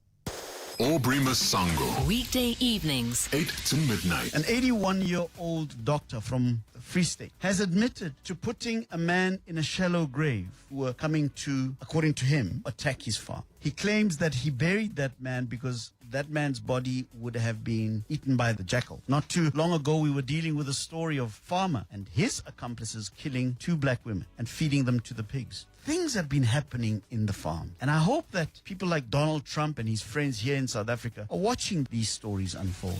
Aubrey Masango. 8 to midnight on 702. 702. Hollywood Bet Aziz Shege. Be on the Game is back for the new soccer season. Up for grabs is a share of 4 million rand in prizes, including the Toyota Rumion, Corolla Cross, Hilux 2.4 GD6 DC, and a Starlet Cross. To qualify, bet 10 rand or more on any soccer fixture or fixtures for your chance to score big. Bet now. T's and C's apply. Hollywood Sportsbook is a licensed betting operator. No persons under the age of 18 years are permitted to gamble. Winners know when to stop. South African Responsible Gambling Foundation toll-free counselling line 0800 006 008 or WhatsApp HELP to 076 675 0710. Business Outsurance are experts in business insurance for butcheries, restaurants, beauty salons, and more. Here's Gert. I definitely have peace of mind that Business Outsurance is protecting our business. I do think Business Outsurance are the best insurance company out there, and they gave us the best quotes. Switch to Business Outsurance and you could get a massive 20% discount on your business insurance premium. Visit outsurance.co.za. Switch and save today. Licensed insurer and FSP. TCs and information online. John Perlman on 702. 3 to 6 p.m. 702 Drive now. A little bit earlier in the show, in between 4 and 4:30, we were chatting to analyst Lauren Royston, who joined us from the organization SERI, the Socio-Economic Rights Institute, where she's Director of Research and Advocacy. And amongst the many points she made about the Usindiso report, its recommendations and findings, she made some comments about how the city of Johannesburg, under the mayorship of Herman Mashaba, went about conducting raids on buildings that were illegally occupied. Herman Mashaba, who's currently leader of Action SA and was mayor of Joburg between the 22nd of August 2016 and the 27th of November 2019, so a term of three and a quarter years, was listening in and called in wanting to respond to what was said. And he's on with us now. Mr. Mashaba, welcome. You took issue with what Ms. Royston was saying. What in particular? Good afternoon to you. Good afternoon, John, and thank you so much to 702 for giving us the right of reply when the people come out on radio being disingenuous. I think I take serious exceptions to Siri because at the time when I was in the city of Johannesburg, where they were there all the time protecting criminals and criminality in the city of Johannesburg. But even more concerning for me was the human rights violation of people who had been made to pay rental to criminal syndicates, living in situations that would not pass any human rights laws. So for them to really come out that I was conducting illegal operations, I think it was because of the illegality that was happening in the city of Johannesburg, firstly. Secondly, the human rights violation, but getting kids to live in an environment of stench, with no lights, with all manner of criminality. That's why we ended up having this fire. But secondly, John, I also want to raise the issue with this commission. I don't know how much it has really cost. It looks like we're going to run our country on the basis of commissions that actually come out with a report that don't honestly their reports are not worth the paper they are written on. John, let me just remind you. What prompts you to say that? I mean, let me tell you why. Are you saying we shouldn't have a commission at all? We can't run the country on commissions when we know what the problems are. Let me tell you, John, something that is there in black and white, passed by the Council of the City of Johannesburg. When I was the mayor, by the time I left, we had already identified over 600 hijacked buildings and abandoned properties.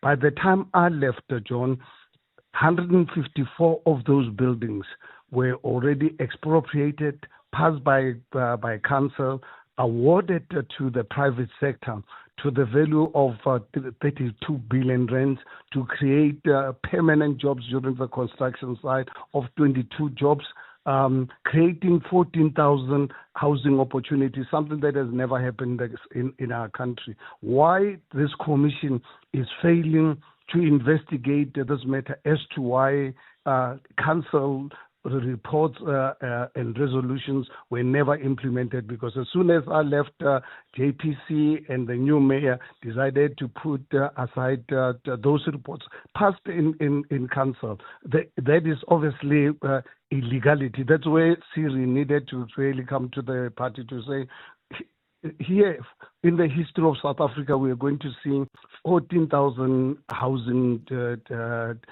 being created by the private sector, investing 32 billion rands in our city, creating during the construction site 22,000 jobs. I don't understand how anyone can miss something like this, because it was there in the public space. It is there in the records of the city. I have a problem with the South African Human Rights Commission as a Chapter 9 institution, because I have on so many occasions reported the human rights of our people living in this squalor, and they've not done anything. Even up to today, we are killing our people, allowing them to live in those stenches. I can tell you, you need to really have a mask to just go into most of those buildings. So, it's something that I'm saying to myself, this commission, were they not aware about what had really happened? Because the records are there in the city, because these reports I'm talking about were passed in council. They were not passed somewhere in dark rooms. They were passed in council. The reports are there. Herman Mashaba, thank you. Former Mayor of Johannesburg, leader of Action SA. 17 minutes to 5. I see some of you wanting to comment on these issues. 072 702 1702. It's 17 minutes to 5. EWN Sport.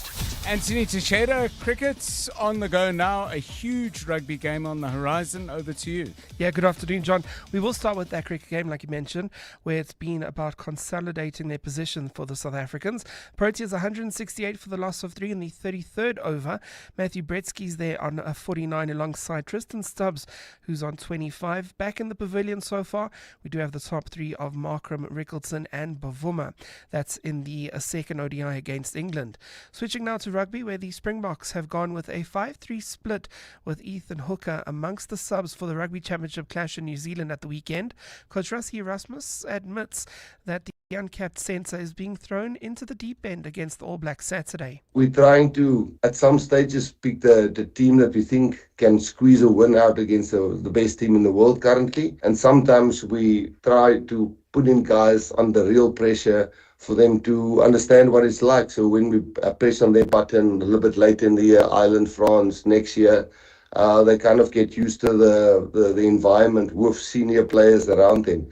Moving to football, where Bafana are targeting 6 points during the international break. They're top of their World Cup qualifying group, 5 points clear of their nearest opponent. They face Nigeria next Tuesday, but first will have to meet Lesotho tomorrow evening. Defender Siyabonga Gezana says the youngsters in the squad have elevated the side's spirit. Since we started the camp, the mood is good. As much as there's a bit of shuffle of players, because we had a lot of injuries, we have new faces, which is it's a good thing also. And the man accused of using his car as a weapon by deliberately driving into crowds of Liverpool fans has pleaded not guilty to 31 charges. More than 130 people, including 8 children, were injured when a car struck pedestrians in Liverpool city centre as fans celebrated the Reds' Premier League victory parade on 26th May. Former Royal Marine Commander Paul Doyle, 53, faces charges including causing a grievous bodily harm with intense and dangerous driving. Anthony Teixeira, Eyewitness News Sport. EWN Traffic. Right, let's get the very latest traffic news. This Eyewitness News Traffic is brought to you by Outsurance in partnership with 702. Paul's off for Trouble Spot. Karabo Chale has the details. Yeah, it looks like there's faulty traffic lights at Witkoppen and Main Road. This is causing delays hugely on Witkoppen Road. That's between Main Road and Stonehaven. While in Bryanston, also expect about a 20-minute delay on Grosvenor Road between Bryanston Drive and Leslie. Still not yet clear what's causing this delay.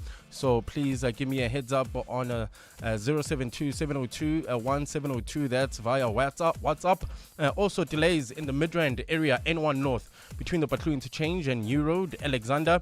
We have that traffic pressure on the N3 South heading towards Germiston from the Patlu Interchange all the way to Van Buren. In Proteas Lane, bumper traffic.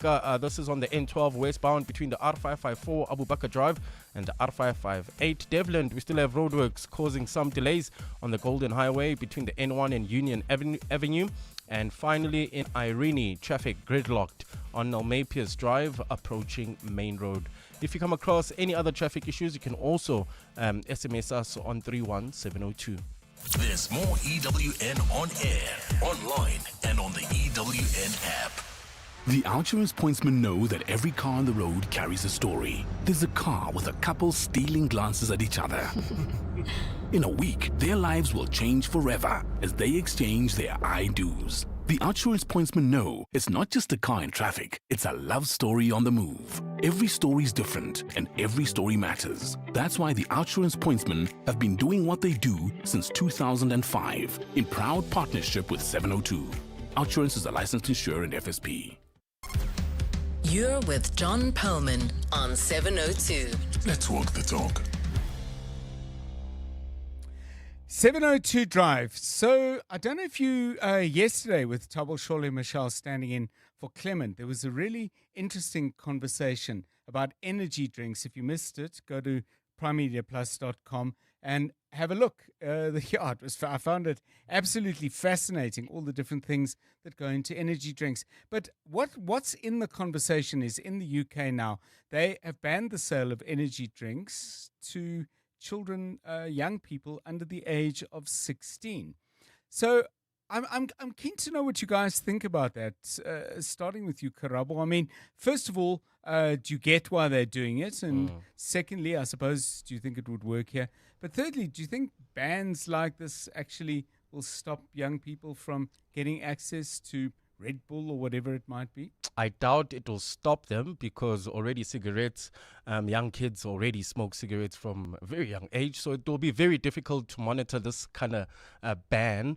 But I'm 100% for it. I'm not a fan of energy drinks at all. I know when we were growing up, they used to sell soft drinks at our tuck shop.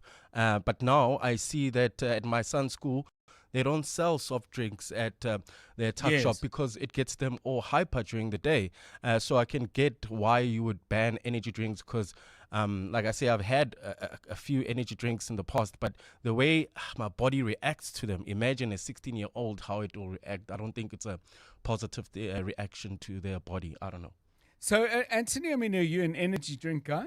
Not anymore. I mean, you're older than 16. Yeah, no, so I am. So thankfully, we're cool. But to be honest with you, John, I probably wouldn't have my degree if it wasn't for energy drinks. Okay. So I'm not going to speak ill of it. But would I let somebody that's younger than 16 drink it? I probably wouldn't, considering just how it managed to carry me through long, sleepless nights, and many in a row when I was at varsity. So I probably would be a little reluctant. But at the same time, sometimes you need that little pick-me-up. So I can understand that. Oh, it's a tough one, isn't it? Energy drinks in your family's life, give us a call on 011-883-0702. If there was some move to put an age limit on access to those drinks the way they are in the UK, what would your view on that be? Give us a call, 011-883-0702 and 072-702-1702. It's 10 to 5. Drive home with John Perlman on 702. Let's walk the talk. So every Thursday at this time, we do something that we call Your House, Your Home, and we seize or fix on, rather, a particular aspect of the place where you live. Now, there's been quite a lot of conversation about the people who installed rooftop solar. A lot of it happened during the time when Eskom was struggling to escape any kind of load shedding at all, never mind the higher levels. And then particularly as things have stabilized, what's happened next is that there are questions being asked about the restrictions placed and the demands made on people who actually put in rooftop solar. At the moment, Eskom does require all solar installations to be signed off by a professional engineer, but they are looking at regulations and possible changes in the face of people saying, well, you do need everything to be safe, but this is perhaps a little bit too stringent. So what's going on and what would be the right decision? Advocate Stephanie Fook is Executive Director of Accountability at Outer, and they've been looking at this issue. Ms. Fook, welcome and thanks very much for giving us your time on 702 Drive. Where do you think is the sweet spot here? Eskom is saying we're not trying to be bureaucratic, but we need to keep people safe. Good afternoon. Safety is fore of mind for a lot of people, but it is actually not within Eskom's wheelhouse to tell us what is safe and what is not. This is a wiring issue. So there's already an enormous amount of regulations, legislation that puts a burden on, for example, a homeowner to make sure that the wiring in your house is sufficient, and that you need a COC. That includes solar. Now, if you go look at the regulations and you look at the legislation, Eskom is of the view that it excludes solar. Now, it just doesn't make sense if you think about what the reasoning behind a COC, for example, is. Why would that not include solar? It is about the wiring, and that only a electrician can put their stamp of approval. An engineer is not someone that is really concerned with the wiring of your house. So I think firstly what is now in the media about maybe Eskom will save you 20,000 rand is a bit of a misnomer. I think it creates a bit of a false narrative. We are still of the view that you do not need to register. Eskom is irrational by asking you to fill out all these forms to pay for an engineer, and that there are a number of legislations that already covering the safety aspect of, for example, a solar system. So when you embark on these kinds of campaigns, missions, call them what they will, Ms. Fick, I mean, you presumably engage with Eskom and say, well, look, we don't understand this, please explain. I'm sure you've had that conversation. What are they saying? Yes, we did have the conversation. So, for example, just let's stand still at the whole conversation about an engineer versus electrician, which, except for you need to understand the difference between the two, the cost is enormous. The difference is enormous.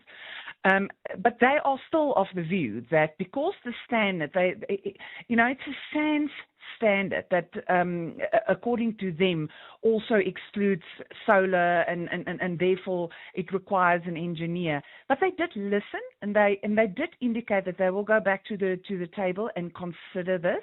And that's why we said, in the meantime, I mean, we can't stop you from registering, Yes. but that we do feel that if you are an owner of a solar system, that you should consider not registering, give Eskom an opportunity to consider this.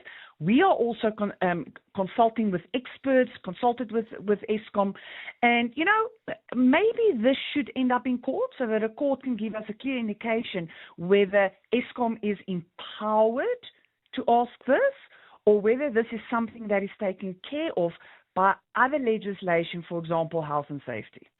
So the COC is the Certificate of Compliance. In essence, are you saying this is no different than whatever procedure you have to go through if you do some rewiring in your house? Yes, exactly.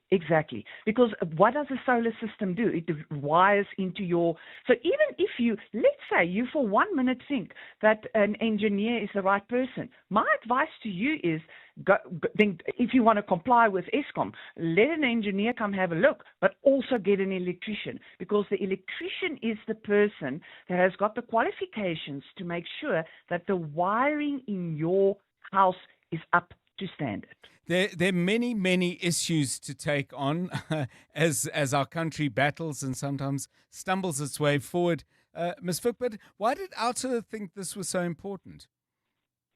I think it's because sometimes it's the attitude. You know what? A lot of electricity users were asked, please be careful with electricity. We went through a stage where there was load shedding. Yes. So people went out and looked at other, forms of getting electricity, and solar was one of them. And now you have this feeling about, again, we are, criticized for having this, and you have to jump through hoops in order to make this happen. Might just use this example. When you, for example, when your wife go and gives birth to your child, yes, you do not ask permission to give birth. You register the birth. So in other words, what Eskom is asking by saying registration, they're not just saying notify us of your system. You have to jump through so many hoops, one of them which is then this engineer, and we don't have a lot of them in the country. That's why you are talking about 20,000, 25,000 rand to get it.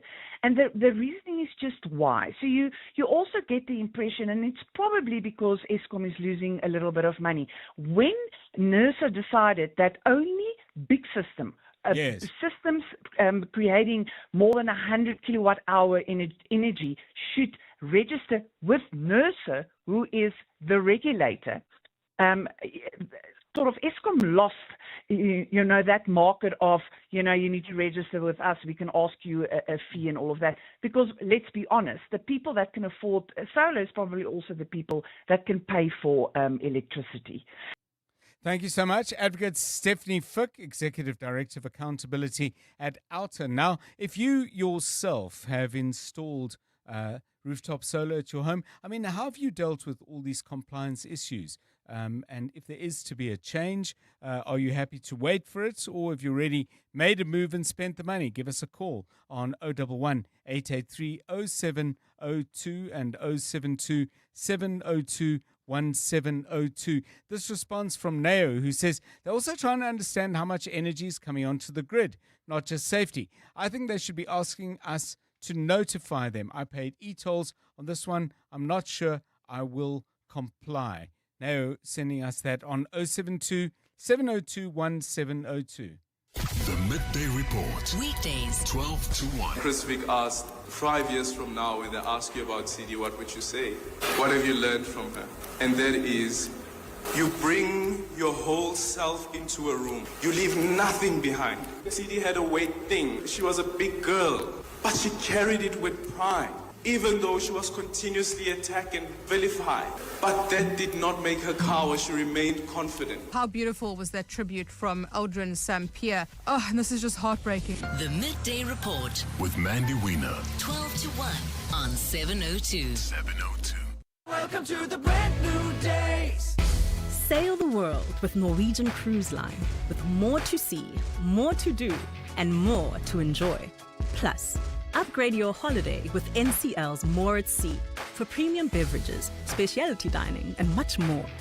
Think international cruising. Think NCL. For the best deals available, visit ncl.com or contact your travel agent. Restrictions apply. Welcome to the brand new days. At the heart of global conversations shaping our future, Africa's voice is more important than ever. As proud lead sponsor of the B20, the Standard Bank Group is honored to showcase the continent's growth, partnerships, and potential on the world stage. Because driving Africa's growth isn't just our ambition, it's our purpose. Tune in every Monday from 3 p.m. for the Standard Bank B20 In Brief for key insights and updates around the B20. Standard Bank is an authorized FSP and registered credit provider. You're with John Perlman on 702. Quick cricket update. South Africa flying along now, 208 for 3, a partnership of 115 runs. Matthew Breetzke and Tristan Stubbs going along at 6.5 runs and over. More sports updates in the next hour with Anthony Teixeira. This Eyewitness News is brought to you by Lottoland. Lottoland changes lives. It's 5 o'clock. This is EWN. Taxi authorities meet to resolve KwaZulu-Natal impasse and friends and colleagues bid Tidi Madia a final farewell.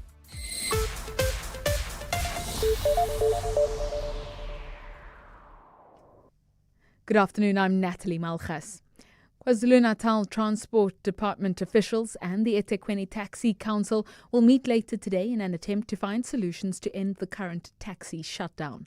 The South African National Taxi Council halted operations for 2 days due to complaints about the impounding of minibus taxis. Taxi commuters in Durban were forced to find alternative transport as the protest kicked off earlier today. Ntokozo Khumalo has more.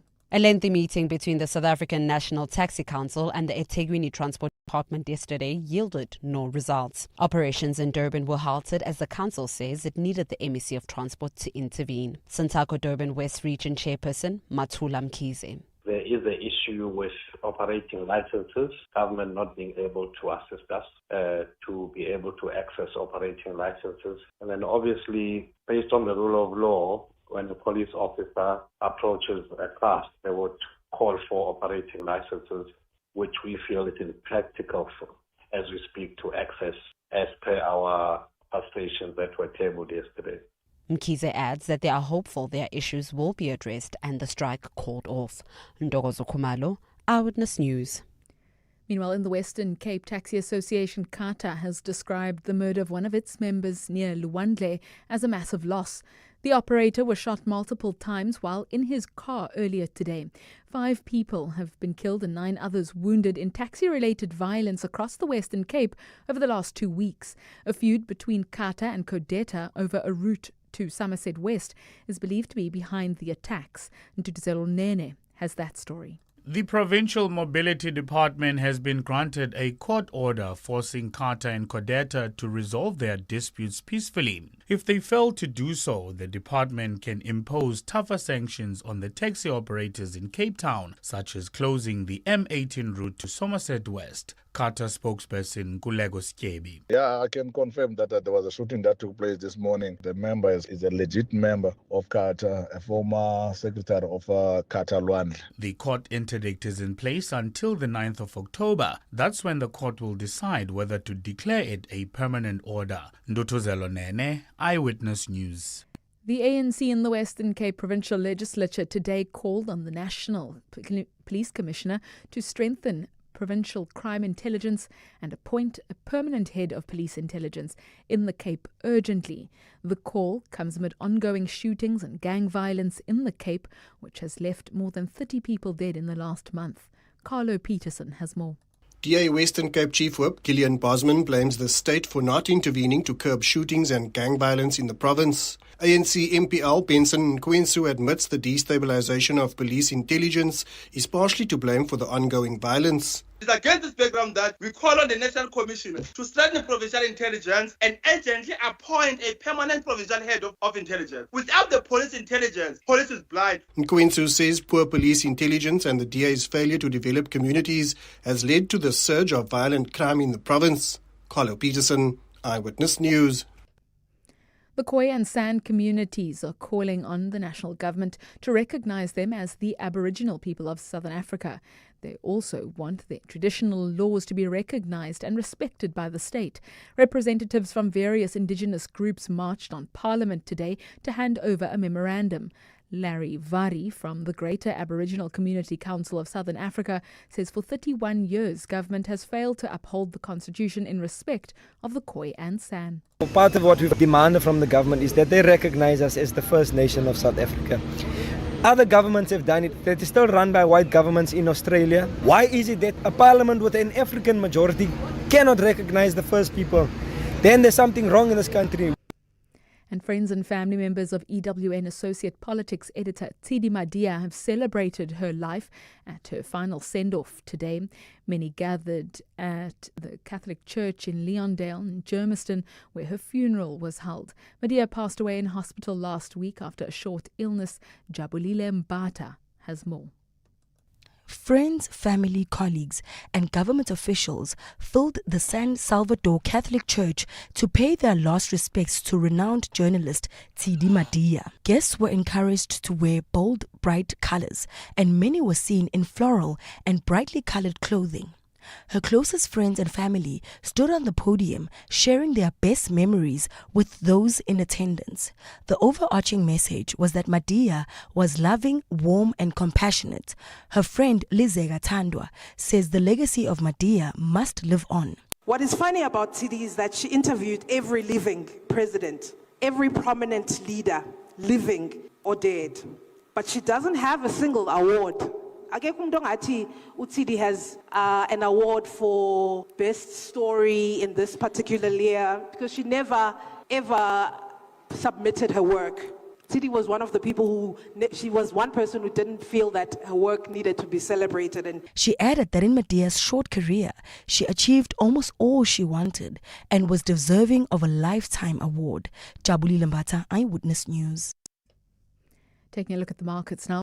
Gold is trading at $3,558.34 an ounce. The rand 17.75 to the dollar, 23.87 to the pound, 20.69 to the euro, and Brent crude is trading at $66.73 a barrel.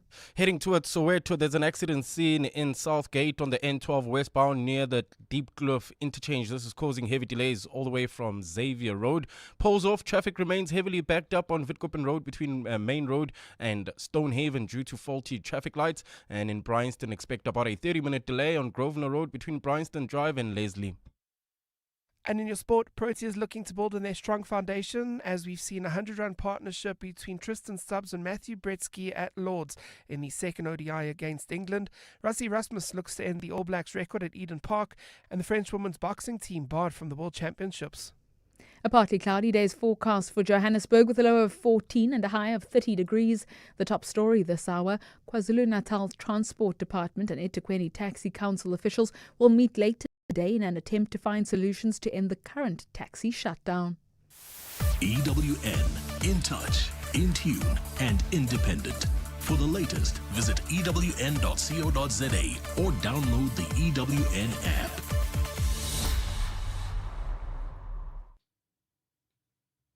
The famous Super Lotto draw takes place tonight with a mouth-watering payout of 957 million rand. All you have to do is choose 6 lucky numbers and place your bets on the Super Lotto on lottoland.co.za. Will you be the next big winner on Lottoland? Place your bets now. Lottoland changes lives. No person under the age of 18 years permitted to gamble. Lottoland South Africa is licensed by the Western Cape Gambling and Racing Board. National Responsible Gambling Program toll-free council line 0800 006 008 or WhatsApp help to 076 675 0710. Winners know when to stop. 702. Drive home with John Perlman. John Perlman, 3 to 6 p.m. On 92.7 and 106 FM. Let's walk the talk. 702 Drive, it's 9 minutes past 5. Good to have you with us on the show. A lot of you commenting on the UK's efforts to limit the consumption of energy drinks of young people. A complete ban on anyone under 16 buying one of those drinks. Monster, Red Bull, there's a whole lot of them. I do not know their names because, if I was absolutely honest, not part of my diet at all. But your thoughts on that, please. We've got a few of you chipping in, and we will share that with you as your voice notes come in. One of the WhatsApps that we got said is from Michael, who says, my son can have an energy drink when he's allowed to drink alcohol legally. He is 17 and has never had one. Celeste says, at my work, the women drink up to 6 energy drinks a day. Some complain of increased heartbeats and tummy aches, but they still drink it. So communicate with us on that if you like. Few of you are responding to the interview we had about the shortage of paramedics and ambulances in South Africa. If you're a paramedic, very interested to get your view on that. And quite a few responding to the debate around the recommendations of the inquiry into the Usindiso fire in general, in specific rather, and on inner city housing issues in general. We'll play a few of those a little bit later on the show. Still to come, again, I suppose, dealing with issues of housing and land in Gauteng. Earlier this week, Gauteng Premier Panyaza Lesufi was giving a general briefing on a range of issues, including employment. He had this to say about informal settlements. We are tired as government now. We'll deal with that situation because it's quite clear that this syndicate thinks that they can collect money, invade land, and nothing happens to them. If we have to meet in court, we'll meet in court. But we are going to destroy those informal settlements. We can't, because immediately after that informal settlement is established, what do people need? They need water. Okay, so that was the talk from Premier Panyaza Lesufi. Strong undertakings given about how they're going to be dealing with certain informal settlements. He'll join us shortly on the show. It's 11 minutes past 5. Let's quickly update you, though, on what's happening in the traffic. This Eyewitness News traffic is brought to you by Outsurance in partnership with 702. EWN Traffic. An accident in Southgate. I believe Karabo Chale has the details. Yes, that's causing heavy delays. That's heading towards Soweto. That scene is on the N12 westbound in the Southgate area near the Deep Kloof interchange, causing huge delays from Xavier Road. Also, Proteas Lane, we still have bumper traffic. N12 westbound between the R554 Abu Bakr Drive and the R558. In Polshof, traffic heavily backed up on Witkoppen Road between Main Road and Stonehaven due to faulty traffic lights. Bryanston, expect about a 30-minute delay. This is heading towards Four Ways on Grosvenor Road between Bryanston Drive and Leslie Alex. Traffic pressure still traveling towards Germiston N3 southbound from the Butlu interchange to Van Buren, and in Irene, Pretoria, traffic remains gridlocked on Namepius Drive approaching Main Road. If you come across any other traffic issues, please WhatsApp us on 072 702 1702. There's more EWN on air, online, and on the EWN app. 20 years ago, you were driving your child to her first day of school, and 20 years ago, the Outsurance pointsmen were on the roads easing traffic congestion. Whether you're an Outsurance client or not, we've all been getting something out. Show the OUTsurance Pointsmen some love this month and celebrate this 20th anniversary using hashtag PointsmenLove. From Johannesburg, Tshwane, and Paarl to Stellenbosch, let's celebrate. OUTsurance really means it when they say you always get something out. In proud partnership with 702, OUTsurance is a licensed insurer and FSP. You're with John Perlman on 702. Let's walk the talk. Right, let's get into that issue then. We played you some of what was said by Gauteng Premier Panyaza Lesufi talking to the media on Wednesday. He had some things to say about what the government sees as a rapid growth of informal settlements in the province, saying that they're springing up all the time, giving an example from Ennerdale, where a settlement literally grew up over the weekend. The Premier is promising very decisive and quick action against this. Let's welcome him to the show and find out exactly what government plans to do. Premier, thanks so much for your time on 702 Drive. It's one thing to demolish informal settlements, but where do you imagine the people living there will go? Thanks so much, John. I don't think that people just were born overnight and therefore they needed accommodation. They come somewhere for them to be in our province. It's very unfortunate that the mushrooming of informal settlement is undermined. We have been working very hard, John, because one municipality cannot resolve this matter. They didn't have capacity. Or if you expect, for example, a municipality called Marafong in the West Rand to have capacity to remove informal settlement, it will be ambitious.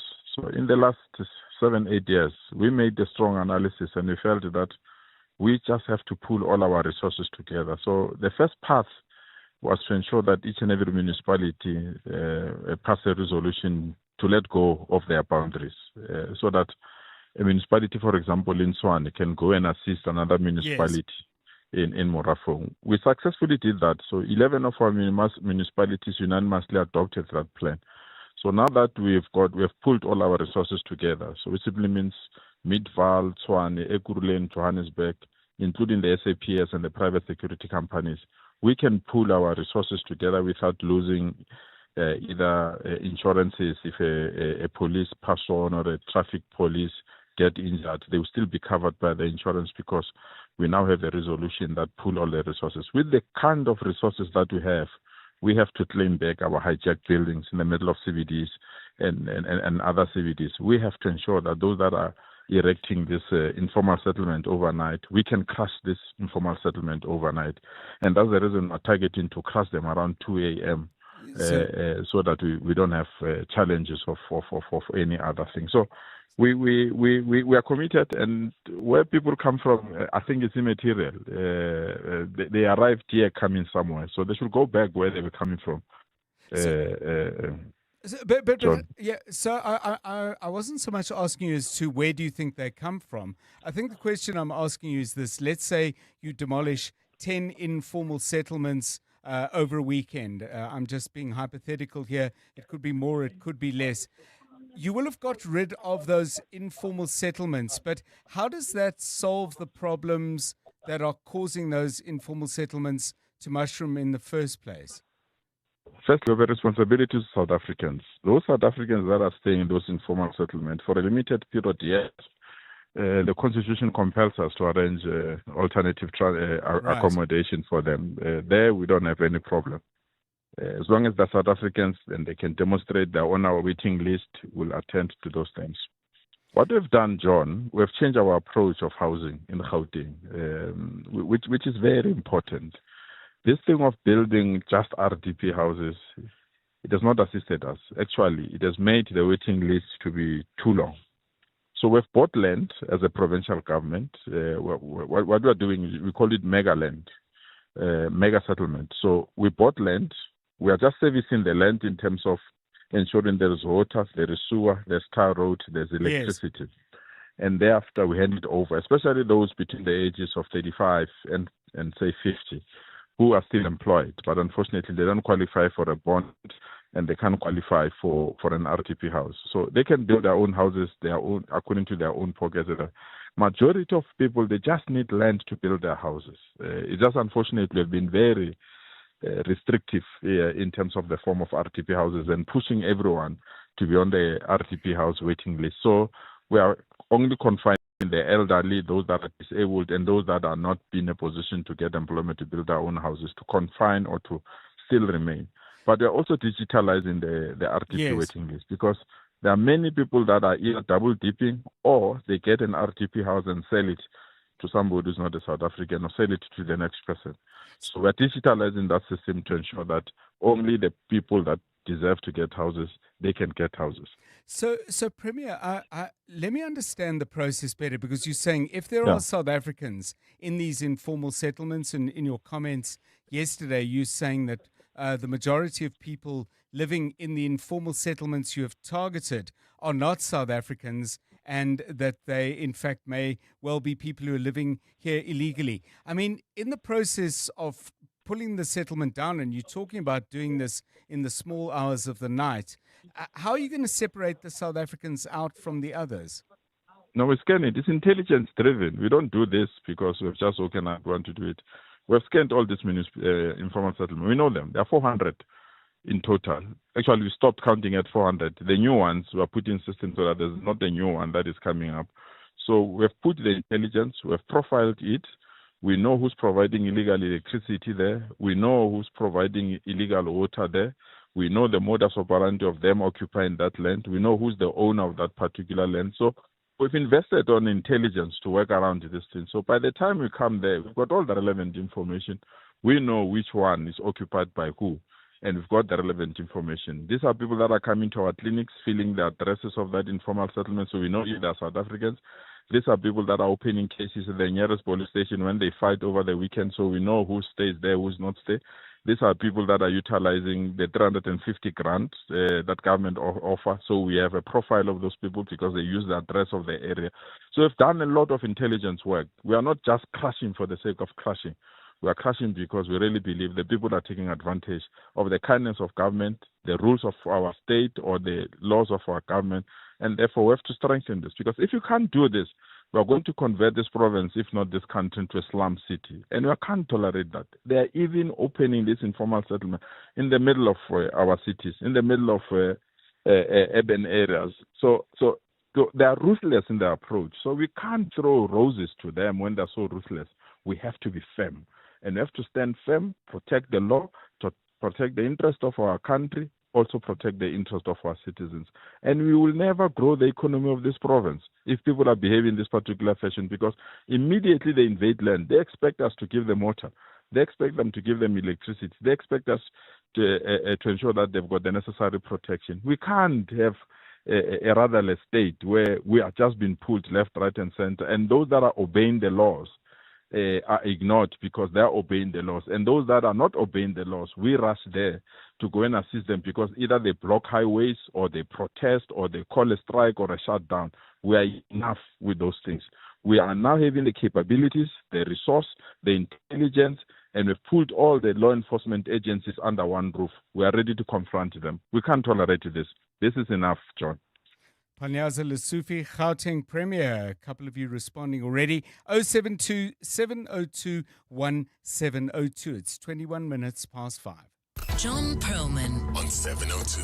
3 to 6 p.m. The B20 In Brief is brought to you by Standard Bank, where Africa's voice meets the world stage. Now, earlier today, the B20 South Africa handed over a number of policy submissions put together by 1,000 business leaders looking at solutions to address various priorities. These include reducing unemployment, boosting economic growth through trade. One of the focus areas was strengthening both financial infrastructure and the way in which on the African continent and elsewhere infrastructure is actually brought in and built. Sim Shabalala, who's Standard Bank Group CEO and chair of the B20 South Africa Finance and Infrastructure Task Force, was with me a little bit earlier, and I asked him what the key recommendations made by his group in regard to infrastructure were. So, I mean, we've got three broad recommendations, Mr. Perlman. The first one is we need to support the expansion of investable infrastructure projects. Secondly, we need to improve the movement of money into these projects by making them more investable. And three, we need to get the money to flow from investors into the economy and into SMEs. Now, each one of these recommendations has got sub-recommendations, which we can go into if you'd like. So I'd be interested to know, I mean, the building of capacity to make sure that the money really hits the mark. What thoughts did you and the others in the task team come up with in that regard? So let's start. That's the third recommendation. So one of the thoughts is make sure that in each country you've got systems, IT systems, processes, rules, regulations, procurement rules, and contracting arrangements that ensure that small to medium enterprises, firstly, are part of the procurement processes, and secondly, that they get paid on due date and on time, so that they don't have to wait for half a year to a year to receive payment. That is just one practical example. So have the IT systems, have the procurement rules, have the contracting arrangements, and strictly enforce the rules in these projects to make sure that the money moves quickly from due date to the person that needs to be paid. That's just one example. Some people might be listening and thinking the goal of building SMEs on the African continent and presumably in other developing countries in the G20 is a laudable one, but maybe wondering whether infrastructure is the best vehicle for doing that, given that these projects often rely on huge tranches of finance, firstly, but secondly, contractors who have before built bridges or railways. So, John, you are right. So let's start at the other end. These big projects on the continent are in total about $170 billion a year. Right. We are short 85 billion. We can only raise 85 billion through our own resources, and we need mechanisms to get this money into these projects. You are right. The big cement companies, the people who build the grids, who do the distribution for electricity, who build the transmission networks are big companies. But in many of these projects and in many countries, you can have, and you indeed do have, localization laws that make it imperative for you to have SMEs that produce and provide some of the inputs into the project. And once you've got those rules, you've got to make sure that they're not unproductive rents. Put differently, they're not people standing in the middle and stealing the money as it flows through the projects. There are many examples globally where this has been done successfully, and there's no reason why South Africa and the continent cannot do the same. The East Asian countries have been fantastic at getting this right. Yeah. That points us to something very interesting that I was about to ask you next. I would have thought that the sharing of examples and ideas from around the world must have been extremely stimulating. If we step back from your particular task force, finance and infrastructure, others are connected, boosting economic growth, reducing unemployment, and others. What do you think has been the overall success of the B20 in general and the collective input of the task of the B20 on these various issues? Because that was all handed over today. Yes. So from the start, when in February we had our first meeting in Cape Town, it was the quintessence of excellence. Mm-hmm. The B20 was well organized. Everything started on time. The content was superb. And we had global players in our presence. You had people from the United States, from China, from Australia, from the United Kingdom, from Zimbabwe. And the event was well attended. From that moment onwards, each of us set up our task forces. So in my case, I can talk confidently about my task force. We had about 170 task force members from throughout the globe, the largest contingent of which was from South Africa. The second largest, I might just add, was from the United States. The next was from Zimbabwe. And then there was a smattering from the United Kingdom, from China, from Canada, and so forth. And these people collaborated to produce the three sets of recommendations I've just spoken to. Let me just make this point as well. My co-chairs, so people that were sharing the chair with me, were the likes of Daniel Pinto, the vice chairman of JP Morgan, and their chief operating officer and president. Lady Anne Richards, she is the chief executive of Fidelity International. Mr. Samala Zubairu, who's the president of the Africa Finance Corporation based in Lagos. And so the list of those 8 people looks of that caliber. Yes. These people collaborated over a period of 6 months, had great discussions, resulted in our document, and our document is integrated with the other 7 task forces that you were making reference to produce the document that was given to Minister Lamula this morning. And it is South Africa at its very best, I have to say. So just finally, Shabalala, I mean, if people in a year's time say, oh, that all sounded good, what actually happened as a result, how confident are you that the answer will be quite a bit? The aim is not to be able to say quite a bit, and I'm being brutally frank and honest, because that's not what this is about. This is about having multilateral dialogue, people talking to one another and nudging one another in a direction of policy change and policy execution. Just one small policy that I could refer to, for example, is that we're saying that the Basel rules that relate to capital for projects in Africa need to change. That's going to take a long time to do, but we've started the ball rolling. We're engaging, we're debating, we are influencing one another, we're talking to central banks, we're talking to ministries of finance, we're sharing data. So I'm not looking, frankly, I'm not looking for a KPI. Yes. I'm looking for a sense that the policy conversation has been influenced positively by South Africa, and that for me will be the test. In fact, if the United States adopts 1 or 2 of the ideas that emanated from South Africa, for me that would be a success, because they're the successors to South Africa in this process. Shabalala, Standard Bank Group CEO, chair of the B20 South Africa Finance and Infrastructure Task Force. Thanks for your time on 702 Drive. Thank you, John. At the heart of global conversations shaping the future, Africa's voice matters more than ever. As Africa's largest bank by assets and lead sponsor of the B20 Summit, Standard Bank Group is proud to spotlight the continent's growth, partnerships and potential on the world stage. Through informed dialogue and powerful partnerships, Standard Bank is driving sustainable growth where it matters most. Standard Bank is an authorized FSP and registered credit provider.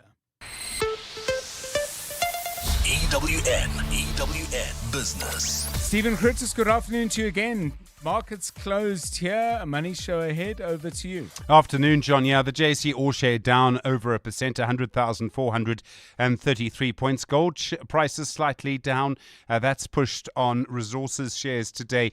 Financials down 0.86, industrials up 0.08, and then resources down 3.67% on the day. And that is because the gold price has dropped a little bit from the record highs yesterday. Platinum prices also following them. They often do move in tandem, and platinum prices down today as well. Extraordinary story around Telkom, up 13% on the day, John. Story coming out of Bloomberg that MTN is looking to revive talks for some sort of merger or takeover, or call it what you will. MTN shares down 0.79% on the day. That would actually suggest that MTN shareholders don't think it's a terrible idea, that maybe actually they think it is quite a good idea. Just before the close, literally 16:55, African Rainbow Minerals putting out an earnings statement saying their headline earnings will be down by around 50%, while basic earnings are going to be down by around 90%. That's quite dramatic. They say because of an impairment, quite a big impairment, I presume, at the Bokoni mine. And then Sanlam down 3.5% on the day, despite reporting bumper profits for the first half of their financial year to the end of June. They've had strong growth in India. They also are looking, of course, at life insurance. They'll be on the Money Show tonight. Their Chief Financial Officer, Abigail Kubeka, will ask her about the two-pot system and generally about how much space for growth there is in India. Motus and Woolies, both shares that reported earlier in the week, they're both down by around, but they're both up, by around 3%. And then, of course, the miners. So Sibanye, Implats, Harmony, Northern, all of them are down by around 5% on the day. And Trelidor, saying their local division still performing below expectations, did issue a dividend for the first time in 4 years, though. US markets did start down because because of a weaker than expected private payrolls report. They've turned the corner now.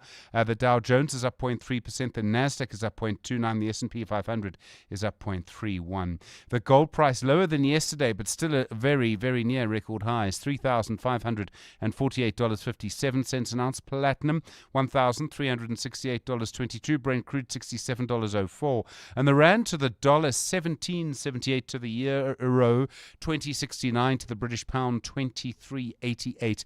On the Money Show tonight, we'll speak Sanlam, we'll speak Trelidor, we'll speak the B20, John, as you have been.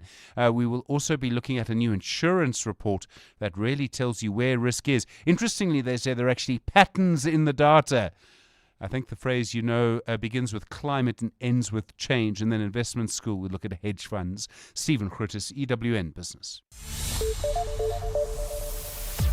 Thanks, Stephen. 27 minutes to 6. Let's get the latest news with Natalie Malchus. Good afternoon. Thanks, John. Good afternoon. Social Development spokesperson Lumka Olifant says she will not be unfairly pushed out of the department. Olifant was suspended on Monday for allegedly leaking information to the Sunday Times newspaper about the department's R3 million travel expenses. She says she received a letter from the department stating she was suspended due to the Auditor General's findings related to poor management of the South African Social Security Agency. Next week, the department will present its findings to the Portfolio Committee, but Olifant has denied the accusations, claiming she previously sat in meetings where her work and that of her team was ridiculed. So this thing has been happening, but I have been quiet. I've been trying to make sure that I keep the decorum, the respect. I have been trying to make sure that I continue with my work because I was not appointed and I'm not a employee of any political party in that department. Calls are mounting for the suspension of a senior Stellenbosch municipal official accused of making racist remarks. A widely circulated video shows Senior Human Resource Manager Alexander Kannemeyer making racially charged remarks targeting white employees. In the video, Kannemeyer openly admits to pushing illegal hiring practices to especially exclude white men. In a statement, the Stellenbosch municipality says it's investigating this matter.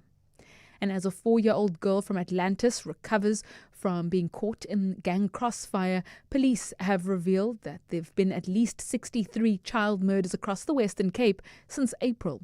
Most of the killings were in gang-ravaged neighbourhoods, including Kraaifontein, Philippi East and Delft. In recent gang violence in Cape Town, several children have been shot dead or wounded in communities of Bonteheuwel, Kraaifontein and Handover Park, where 3 children aged 10, 14 and 16 were wounded on Tuesday. The Handover Park Community Policing Forum's chairperson, Kashifa Mohammed. Our children is scared to play in the road. Our children is even scared to go to school. Our school children can't even walk in a different area. Then they ask them, wat soek jy in die area, kom maak jy vol. Who does this gangsters think? Who are they? This isn't their turfs. This isn't their grounds. Staying with the story, a 14-year-old boy has been arrested in connection with yesterday's shooting in Atlantis. Here's the police spokesperson, Malcolm Poyer. The 14-year-old suspect appeared in the Atlantis Magistrate Court today, where bail was successfully opposed and denied. He remains in custody until his next court appearance. And finally, a Cape Town NGO has launched its 100th school library in Kalksteenfontein. The Bookery has chosen Montana Primary School as the location for its milestone moment today. The organization's main purpose is to help improve literary skills in children who live in under-resourced communities. Here's the organization's Shelley DeWet. At the Bookery, we believe that every child deserves to experience the joy and the power of reading. We're hoping to inspire a generation of readers. We'd love the school community to embrace the library as a tool to support and improve their literacy. A partly cloudy day is forecast for Johannesburg and Pretoria, with a high of 30 degrees and a high of 28 degrees in Vereniging. In Southgate, there's that accident scene on the N12 westbound near the Diepkloof interchange, causing huge delays all the way from Xavier. As a result, traffic is also backed up. That's heading towards Naturena on the Golden Highway between the N12 and the N1 pulls off. Traffic remains heavily backed up on Witkoppen Road between Main Road and Stonehaven due to faulty traffic lights. The top story this hour, Social Development spokesperson Lumka Olifant says she will not be unfairly pushed out of the department. Aubrey Masango. Weekday evenings. 8 to midnight. An 81-year-old doctor from Free State has admitted to putting a man in a shallow grave who were coming to, according to him, attack his farm. He claims that he buried that man because that man's body would have been eaten by the jackal. Not too long ago, we were dealing with a story of a farmer and his accomplices killing 2 black women and feeding them to the pigs. Things have been happening in the farm. And I hope that people like Donald Trump and his friends here in South Africa are watching these stories unfold. Aubrey Masango. 8 to midnight on 702. 702. Spring into gardening at Chamberlain from 4 August to 12 October. Best Buy ceiling trays at R29.90 and Cultura compost at R24.90. Available at any of our 9 branches throughout Gauteng. Expert advice and friendly service guaranteed. You also stand a chance to win your share of R90,000 in gift vouchers every Saturday until 12 October. Chamberlain, famous for hardware and gardening since 1903. Ready, jet, go! 2 fully paid trips to the Abu Dhabi Motor Racing Spectacular must be won in the thrilling new JetX competition exclusive to Hollywood Bets. An unforgettable experience awaits on one of the fastest circuits on the planet, with the world's top drivers battling for supremacy. To stand a chance to win, bet 10 Rand or more on JetX. 1 million Rand in cash is also up for grabs. Hollywood Bets. Fly higher with our multiplier. T's and C's apply. Hollywood Sportsbook is a licensed betting operator. No persons under the age of 18 years are permitted to gamble. Winners know when to stop. South African Responsible Gambling Foundation toll-free counselling line 0800 006 008 or WhatsApp help to 076 675 0710. Every day, most of us spend an hour in the food aisle, stressing about what to make for dinner. That's 29,200 hours of your life spent shopping and deliberating over what's for dinner. Why not trade that internal drama for watching a little on-screen drama? Or whatever else you want to do. And let You Cook handle dinner. Delivered, prepped, and ready to cook. So, choose You Cook and take back some me time. Visit youcook.co.za to find out how. 702. WhatsApp John on 072 702 1702. Good evening, 702. I totally agree with the Premier, Panyaza Lesufi. We need to clean our country. Advantage has been taken of us. Some of them are even demanding RDPs. All these illegal dwellings and land seizure, it must stop. I agree with the Premier. Hi, John. Hope you well and your team. John, for the first time in a very long time, I've had to agree with Mr. Lesufi. Countries have laws and have bylaws. South Africa seems to be the only country where people come from all over this world and come and do whatever they want. They actually do things here in our country that they are not allowed to do in their own, simply because of the laws that are kid-gloving them, and we're supposed to be okay with that, the South Africans. That's not right. For the first time, I agree with him. They must demolish these things and they must go back from wherever they came from, these people. Those that are South Africans, well and good. They need to be taken care of. Afternoon, John. I'm back again. Oh, no, I agree with Panyaza Lesufi. Hey, they must go to Maibuye there in Tembisa.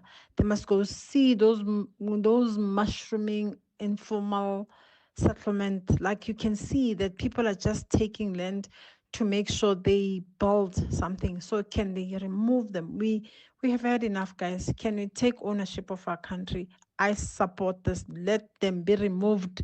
Even if it's a South African, if you are there illegally, you're not supposed to be there, you must be removed. Everyone must be treated fair and square. They must be removed. Why are you building a shack in a land that's not yours? So a different view from Neil, who says, I'm from Ennerdale. People have been waiting for housing developments since 2014. Nothing has happened to date. Land is taken by people who are tired of waiting for empty promises. And Nina says, can you please ask what plans the Premier has to do with all those people? This sounds like madness to me. And let me just share you one more before we get into the sport, because I can see Anthony Teixeira is itching to tell you what's going on. Some skepticism. Someone says, is it not because of the G20 that they want to destroy some of these informal settlements? These settlements have been there for some time. 18 minutes to 6. EWN Sport. Anthony, take us to Lords, please. Yeah, good afternoon, John. We will start there, where we've just seen Devon Brevis dismissed, unfortunately, for a 42, which was at a strike rate of 210. Simply amazing from him. Earlier in the past hour, we have seen Matthew Bretsky sent back to the pavilion as well for 85. Tristan Stubbs also run out for 58. The duo's 147-run partnership helping build a solid foundation, which the big hitters will hopefully strike in the next 5 overs for South Africa. Right now, it's the Proteas 297 for the loss of 6 in the 46th over, with Corbin Bosch still at the crease. He is on 8. Let's move now to rugby, where the Springboks announced their squad for the Rugby Championship clash against New Zealand. Jesse Kriel captains, the side while Siya Kolisi, World Player of the Year, Peter Steve Dutoy, Eben Etzebeth and Willie Leroux all make their way back into the starting 15.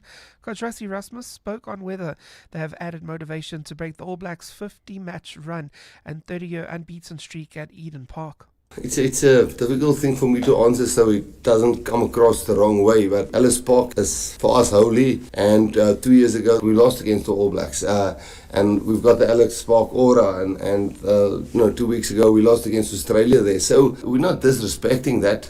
We don't think there's something more that can motivate us just by playing the All Blacks. Switching to tennis, where the women's singles US Open semi-finals will take place overnight at Flushing Meadows. World number 1 Arina Sabalenka meets Jessica Pegula, while Naomi Osaka will face Amanda Asanomova. The two-time champion Osaka says the American is riding high. She's always been one of the most talented players on tour. I think no one wants to see her name next to theirs, especially with what she would potentially do. I think she's one of the players where you don't know where she's going to hit the ball kind of thing. I think to play Iga here now and to win it on home soil is something that is a really big achievement, and credit to her. And the French women's boxing team have been barred from the World Championships because the results of their gender tests were not delivered on time. Such testing has been banned in their country since 1994, so the federation had to wait till they reached England in order to proceed with the testing, and therefore missed the deadline. In late May, World Boxing announced they were introducing mandatory gender testing to determine the eligibility of fighters. Anthony Teixeira, Eyewitness News Sport. EWN Traffic. Okay, let's get out onto the roads and find out. There was an accident earlier in Southgate. Not sure whether that is still causing problems, but trust me, Karaba Chale will know. Yeah, I'm afraid it's still causing huge delays. That's if you're traveling from the Lynmere Alberton area heading towards Soweto. That accident seen in Southgate N12 westbound near the Deep Kloof interchange, still causing about a 20-minute delay all the way from Xavier. As a result, traffic is also heavily backed up. That's due to motorists trying to avoid that route. So they're heading towards Naturena on the Golden Highway between the N12 and the N1, as well as on the main road. This is between Chris Honey Road and the Joburg Correctional Services. So try to avoid that route if you can, or allow for extra traveling time. Heading towards the Joburg CBD, that's traveling from Germiston. Expect heavy delays on the M2 westbound between Heidelberg Road and the Crown Interchange. Poles off. Traffic remains heavily backed up on Witkoppen Road between Main Road and Stonehaven due to faulty traffic lights. Bryanston traffic is now sluggish, much better than it was an hour ago. This is on Grosvenor Road between Bryanston Drive and Leslie. In Alex, traveling towards Germiston, traffic pressure N3 South between the Butler Interchange and Van Buren. And in Irene, traffic remains gridlocked on Maypierce Drive approaching Main Road. If you come across any other traffic issues, please WhatsApp us on 072 702 1702. There's more EWN on air, online, and on the EWN app. You're with John Perlman on 702. Let's walk the talk. 702 Drive, a lot of you still commenting on the issues of the day, but let's get into some music because we always do this in the last part of the show. Now, on this day in 1982, there was a band called Survivor that were number 1 on the UK singles chart. The song, and I'm sure you know this, we're going to play it for you in a moment, was the theme song from the film Rocky 3. It was the only real chart topper that Survivor ever delivered. And to add to the success of the number, they won the Grammy Award for Best Rock Performance for this. I'm going to play it first. I bet you know the title. Here we go.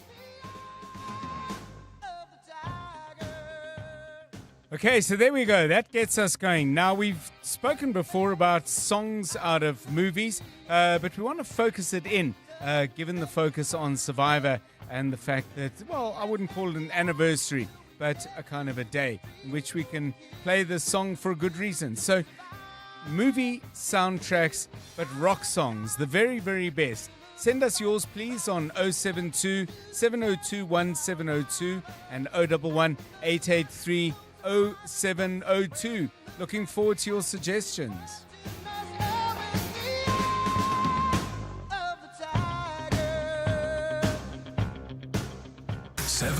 Afternoons with Relebohile Maboja, 1 to 3 p.m. Wendy Nola on 702 Afternoons and Malcolm Harvey, founder of View for You. So, lessons learned, you rather stay completely independent, do your thing. Have you ever had any of the dealerships that you've mentioned? Because even I, as a consumer journalist, I've watched some of those posts and thought, whoa, there's going to be a comeback on this. Have you had any legal challenges or other kind of challenges about what you've said not being true about the car? So I've had so many times. Just today, before I even came here. So I've had legal challenges. I've been summoned to high courts. I've been in every case that we've done, we've won. 702 Afternoons with Relebohile Maboja. Let's walk the talk. One festival, endless flavor, and 2 unforgettable days of timeless music. The DSTV Delicious International Food and Music Festival, powered by Lotto Star, returns on 20 and 21 September at Kyalami Grand Prix Circuit. On Saturday, the stage erupts with Don Toliver, Questa, and Nkabi Zezwe. Then on Sunday, experience the legendary Lauryn Hill, Wyclef Jean, Lyra, and more. The DSTV Delicious Festival, powered by Lotto Star. Tickets at Ticketmaster. The team's on a roll today. Let me focus on payroll. Duty calls in the kitchen. That's why I have a business insurer that is agile and on the ball all the time on all things. I chose My Way Business Insurance, getting 24/7 emergency service and saving on my premiums, plus my business assist to handle my admin. Visit myway.co.za or dial 0860 64 64 64 and get a quote today. My Way is a licensed non-life insurer and FSP. T's, C's and standard rates apply. My Way. Live your way. PG Glass Repair, PG Glass Replace. I'm Delani, PG Glass Technician. Got a chip? With our advanced tools and high-tech equipment, we can repair it. World-class repair technology only at PG Glass. Visit pg.co.za. John Perlman on 702. 3 to 6 p.m. 702 Drive, so rock music that has made its way into movie soundtracks. That's what we're going to be talking about over the next little while. Couple of you are sending in your suggestions. Let's have a look and see what you are coming up with. This one says the song Born to be Wild, taken from the movie Easy Rider, classic in the 70s. The movie, that is, with Peter Fonda. Born to be Wild. Let's listen.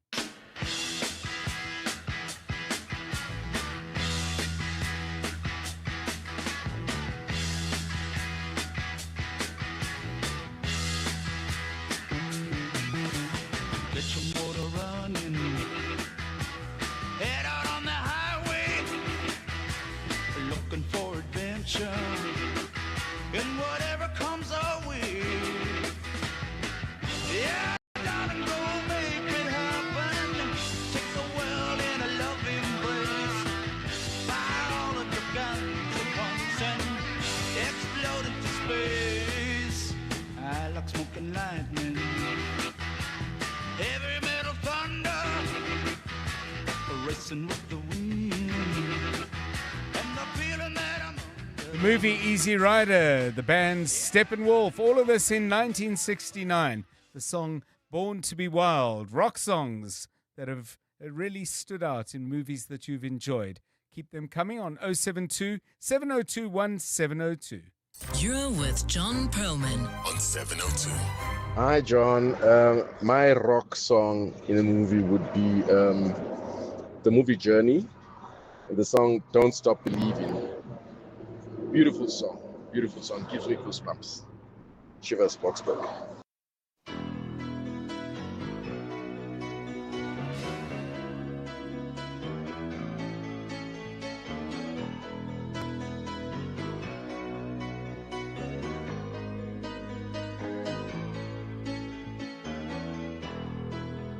Just a small town girl living in a lonely world. She took the midnight train going anywhere. Just a city boy, born and raised in South Detroit. He took the midnight train going anywhere.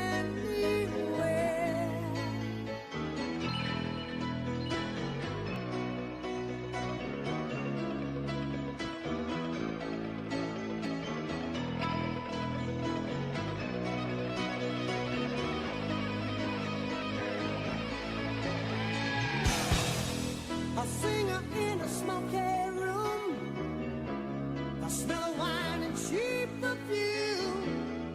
For a smile they can share the night. It goes on and on and on and on. Strangers waiting. Yeah, the band is actually Journey. The movie is or was Monster. The song came out in 1981. Great song. But the movie was huge. And it was huge, of course, because in 2004, it won Charlize Theron her Best Actress Oscar. So a song with a special connection to South Africa. Not necessarily the song, but the way it found its way into the movies. Movie songs that were rock songs. Here's a couple. Oh Lucky Man. Oh Lucky Man, first movie for Helen Mirren. I'm not sure I would have called that a rock song, but anyway, do keep those coming. Rock songs that you have really enjoyed as being part of a movie. Now, one of them is from the movie Mask. I think who was in Mask? We'll check that out in a moment. Jim Carrey, I think, was in Mask, but they made use of this song by Lynyrd Skynyrd called Sweet Home Alabama. Here we go.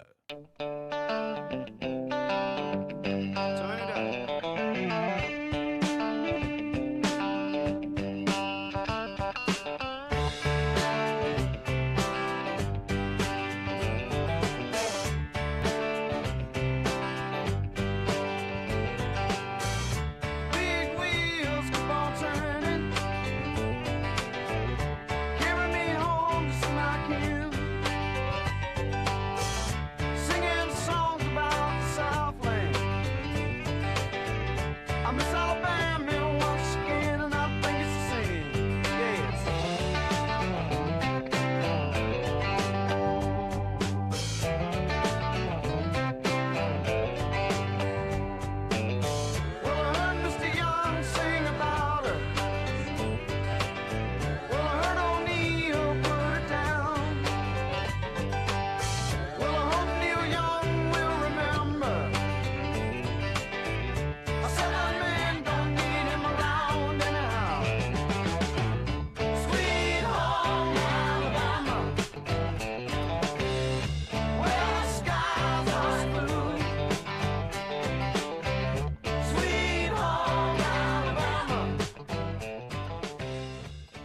Seemed to be some confusion as to which Mask movie that was in, but I'm pretty sure it was in the Jim Carrey movie. Lauren says Pat Garrett and Billy the Kid, Bob Dylan's Knocking on Heaven's Door. But the song that's really getting everybody exercised is this one by Aerosmith, coming out of the movie Armageddon. I don't want to miss a thing. Let's hear it.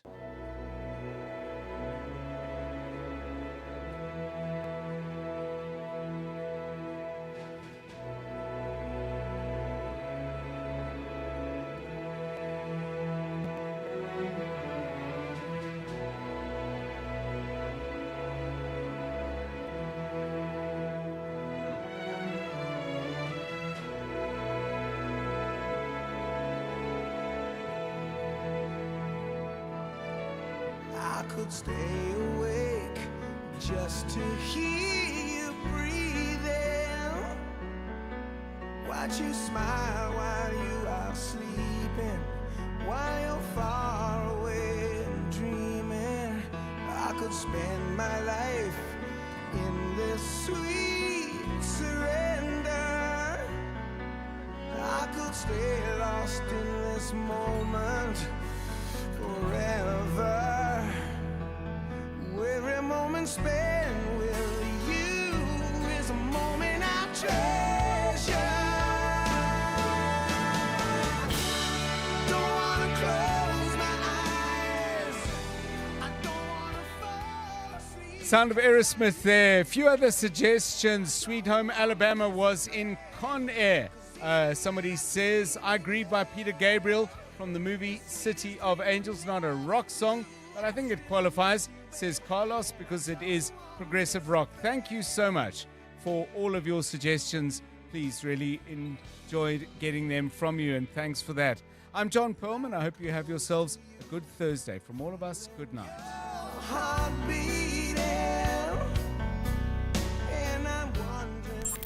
And now, The Money Show. With Stephen Grootes, live on 92.7 and 106 FM. Streaming on the Prime Media Plus app. And DSTV channel 856. The Money Show with Stephen Grootes is brought to you by ABSA CIB, proud sponsor of the SARA Rail Conference 2025. Powering progress, connect.